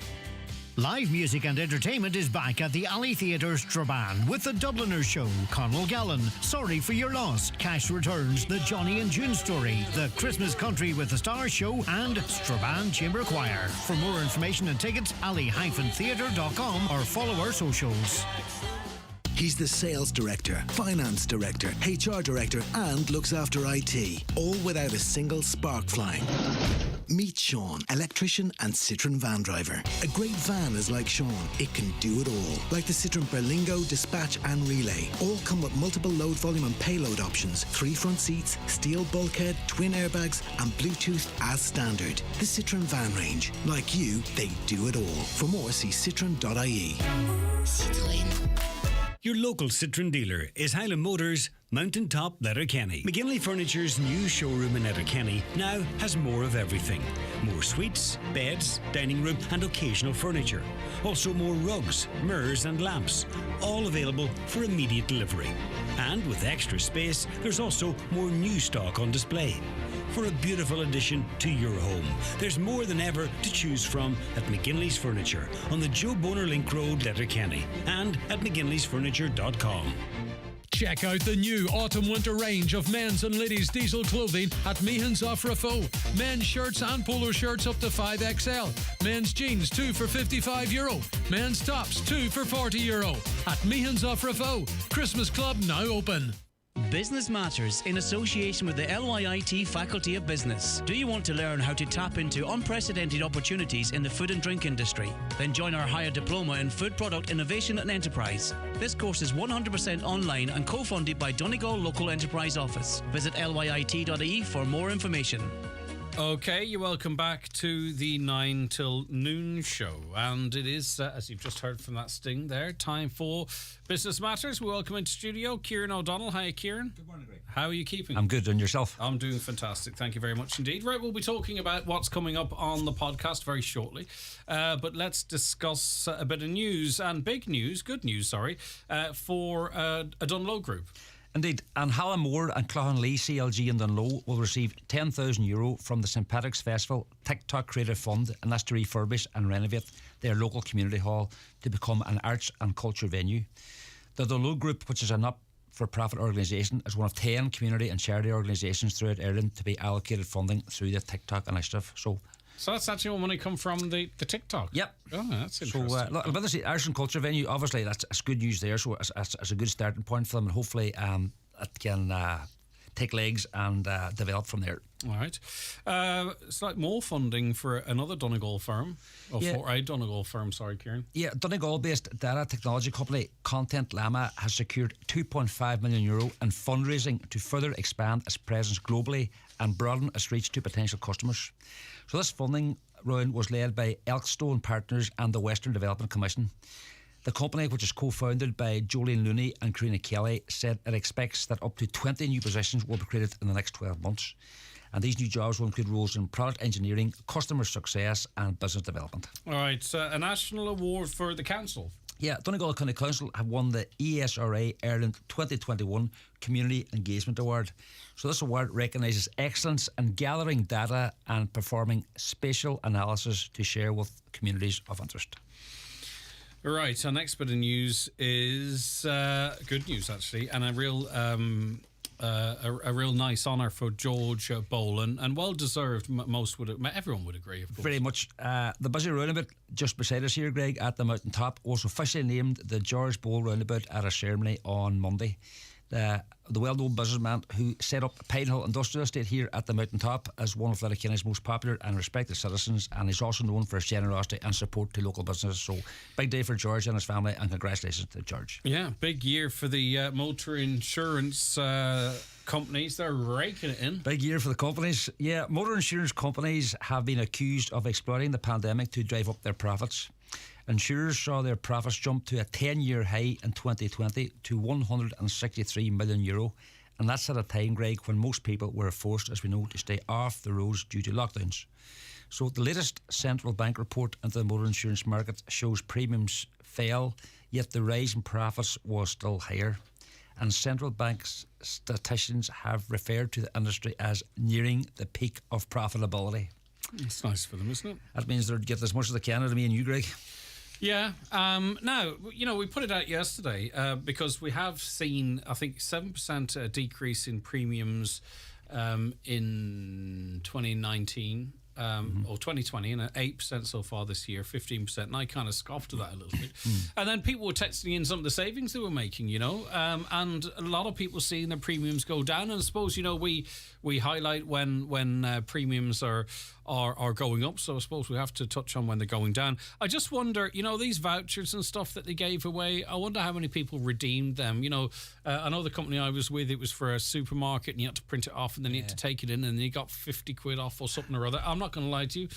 And it's not because I have a ton of resources. I didn't. It was just too much hassle. I got a check for an actual check for €20 or €30. Wow. That was. Have you spent it yet? I've heard you're pretty tight. I got a reminder. I think I didn't even buy a round at the DV ball. I got 2 reminders. I bought you 3 rounds. You could have took that check out. But it was just a reminder to say, look, if you didn't cash the check or lodge it in your account, you'd more or less lose it. So I think it was €30. So. Yeah, and you're not fit to use the car and paying your premiums. Exactly. Anyway. All right, be that as it may, it is what it is, and all that. We are where we are, and all those sayings. When you can't get your head around something, you just trot them out. Okay, let's talk about this week's podcast, Kieran. Yes, Greg. On this week's Business Matters, I'll be speaking to the CEO and founder of FitPink, Jenny Timoney, and the Mayor of Letterkenny and Milford District, Councillor Jimmy Kavanagh. I know he was on the show. We're talking the same thing, so it'll be a specific question. Well, ours was actually quite a short interview, so it'll be interesting to hear the broader piece on that, Kieran. So in July 2019, Jenny Timoney launched FitPink, and that's an active brand for women that has experienced rapid growth. So FitPink donates to Plan International Ireland for every pair of leggings sold, and so far has donated €10,000 on behalf of FitPink customers. What started out as a one-person operation currently employs 15 people. So Jenny told me how the idea for FitPink came about. That came about in 2016. I had just had my fourth child, a little boy, and I was trying to get back into my exercise. I always would have been fairly fit, so I bought myself some of the bigger brand leggings, the Adidas and Nikes of the world, and I suppose I was a bit annoyed in that they just didn't fit really well. They didn't feel comfortable. They didn't flatter my figure. I just had a baby, and I got looking at the market really, and I kind of looked at it with an entrepreneur's hat on and realised that athleisure was the fastest growing category in clothing. This was back in 2016, so yes, the pandemic certainly accelerated that, but this was a trend before the pandemic came along. And I just spent time over and back with suppliers, getting samples, iterating those samples, taking a leg off one sample, a pocket off something else, a waist off something else, and hacking them together to make another sample. And then by July 2019, I was ready to launch the business, a very small collection of very well-fitting fitness gear for women. Yeah, it sure is a huge success there. You're seeing that gear everywhere. Got a great reputation, and I can see only one trajectory for that business, and it being upwards. Okay, so tell us more about your convo with Councillor Kavanagh then. Yeah, last Thursday, the Mayor of Letterkenny and Milford District, Councillor Jimmy Kavanagh, opened the month-long consultation process of the Letterkenny 2040 Draft Master Plan. So I asked Councillor Kavanagh if pedestrianisation of certain parts of the town at certain times was something that could happen in the future. I'd love to see that happen, Kieran, and I think the whole area of active travel, of promoting walking, promoting cycling and so on, is something that we have to get more serious about, and that's something that runs alongside this regeneration plan, as well as all our funding applications for active travel and so on. But yeah, I mean, if you had, for example, a refurbished Market Square that was much more friendly for pedestrians, and if you had say a tourism facility at the courthouse and so on, and if you had more development of the Cathedral Quarter, I think you would have a great opportunity then for pedestrianisation of Main Street. In the meantime, I think you could pedestrianise it for certain events and get people thinking that way, if you like. Yeah, it's got the conversation going anyway, Kieran. It's your town. Yeah, I suppose the one thing that struck me when I was talking to Jimmy is, there are 4 key projects that he mentioned when I was on with you earlier as well. You've got the transport hub, and you've got the Cathedral Quarter area, and you've got possibly the tourism project at the old courthouse. So I think once those are completed, one will complement the other, and will certainly give Letterkenny and the region much more of and make it much more attractive for people to come to. Yeah, and I think when people start seeing stuff happening, then it becomes a reality, because there's an awful lot of 2040 conversation going on at the moment. It does seem a long time away, but there are certain things that are happening, and I think that are happening now. Yeah, one thing, the transport hub, Cathedral Quarter, and the tourism initiative there at the courthouse, I think once they sort of link up one another, I think they will all come, and once they sort of dovetail to one another, the town and the area will benefit. Yeah, all right. Full interviews with Jenny and Jimmy, Jenny Timoney and Jimmy Kavanagh. They're available now on our website, highlandradio.com. You can podcast the podcast, as you can imagine, on Spotify and iTunes. I used to like it when you called it Spotify. Yeah, I thought it was cute, but then you changed and we kind of lost that little thing that we had on the Wednesday. I picked up on it. Yeah, that was about 65 episodes. I knew what you read. That was about 65 episodes ago or something like that. It's okay. Now, that is if you want to listen to it on demand. It's an on-demand feature for you. But, of course, many of you still like to listen to scheduled radio. And you can listen to Business Matters. It's played out on Sunday evening after the 6 o'clock news. That is correct. Okay. What if people want to get in touch with you? Yeah, just drop me an email, please, Greg, businessmatters@highlandradio.com. All right, Kieran, listen, thank you very much indeed. We really do appreciate it. It's always good to get that news update in there as well. Thanks, Greg. Right, as I mentioned, it's available for you now on our website, Spotify, iTunes, and played out on air after the 6 o'clock news. Right, let me see what I want to do. I want to tell you more about dementia, understanding together. As you know, we're trying to inspire people from all sections of our society to stand in unity with the 500,000 Irish people whose families have been affected by dementia. There are some things we can do as individuals and as communities to support people and families who are living with dementia, including 6 actions. I'll read them out for you. See the person, not the dementia. Talk about dementia. It's not a dirty word. Talk about it. Have the conversation. Ask people how you can help. What can I do to help? Is there anything I can do for you? Stay in touch. Don't withdraw. Keep those lines of communications open. Support the person to keep up hobbies and interests, and make sure your service, if you're a business owner or a provider, that service or space is easy to use. And here's more details from Fionnuala. When it comes to supporting people living with dementia, you might ask, is there something I can do? The answer is, actually, more than you think. 9 in 10 of us believe people living with dementia have the right to be active citizens in their communities, but sometimes they need support to stay connected and engage.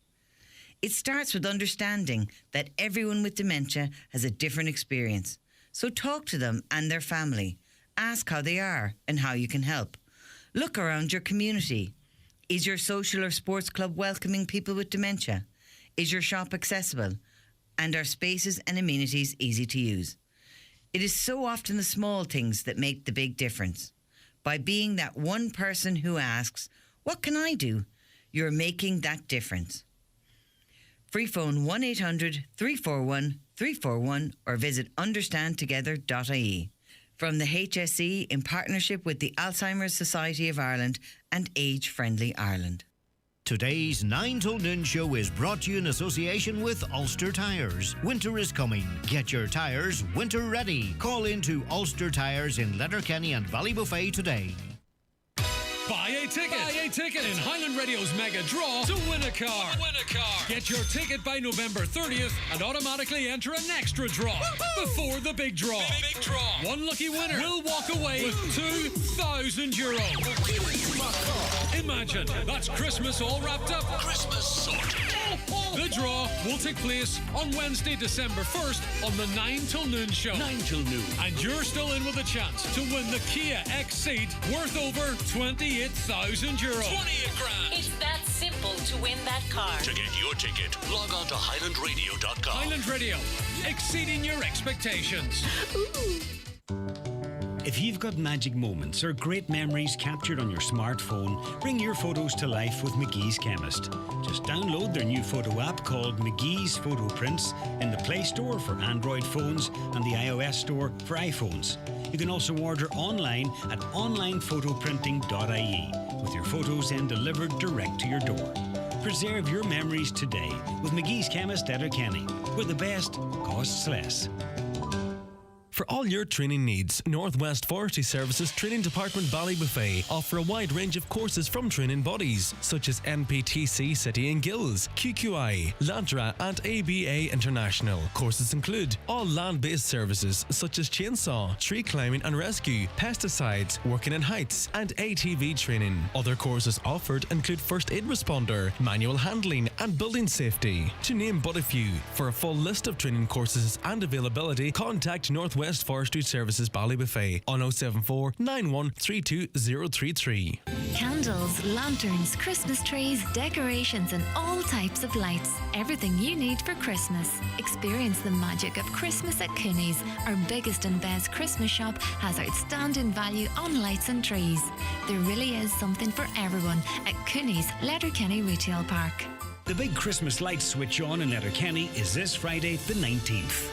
From 6:30, there's entertainment on the stage at Market Square, treats from businesses along Main Street, the big switch on, and then the arrival of Santa on his sleigh. It's a great evening for all the family this Friday at the Letterkenny Christmas Light Switch On. See the Shop LK socials for details. Highland Radio weather updates with National Fuels, delivering home heating oil to Letterkenny and the surrounding areas at competitive prices. National Fuels, 9137 400. Okay, now, cloud will increase during today with patchy light rain or drizzle through the afternoon and into the evening. Temperatures 11 or 13 degrees in moderate southwest winds, fresh to strong at times. Tonight, generally cloudy, patchy outbreaks of rain and drizzle, lowest temperatures of 8 or 9 degrees. Right now, to mark the start of this year's EU Alcohol Awareness Week, which runs from the 15th to the 21st, so we're kind of in the middle of it now, the HSE Alcohol Programme is inviting us all to have a conversation about our alcohol use and how it impacts our health. Dr. Aisling Sheehan is National Lead with the HSE Alcohol and Mental Health Wellbeing Programmes. Doctor, good morning to you and thank you for joining us. So are we good at having that conversation, Aisling? Hi, Greg. Good morning. Thanks very much for having me on the show. I think it can be a challenging conversation for us in Ireland. We know that in Ireland, 1 in 2 people who drink in a way that could be causing harm to our health. And 1 in 7 are estimated to have alcohol dependence. So we do have a big challenge in Ireland. So 1 in 7, when we talk about alcohol dependence, does that 1 in 7 feel that they need to drink at some level or another to sort of continue with the life as is? Is that what that means, or? Yeah, so it means that they actually have a probable addiction to alcohol.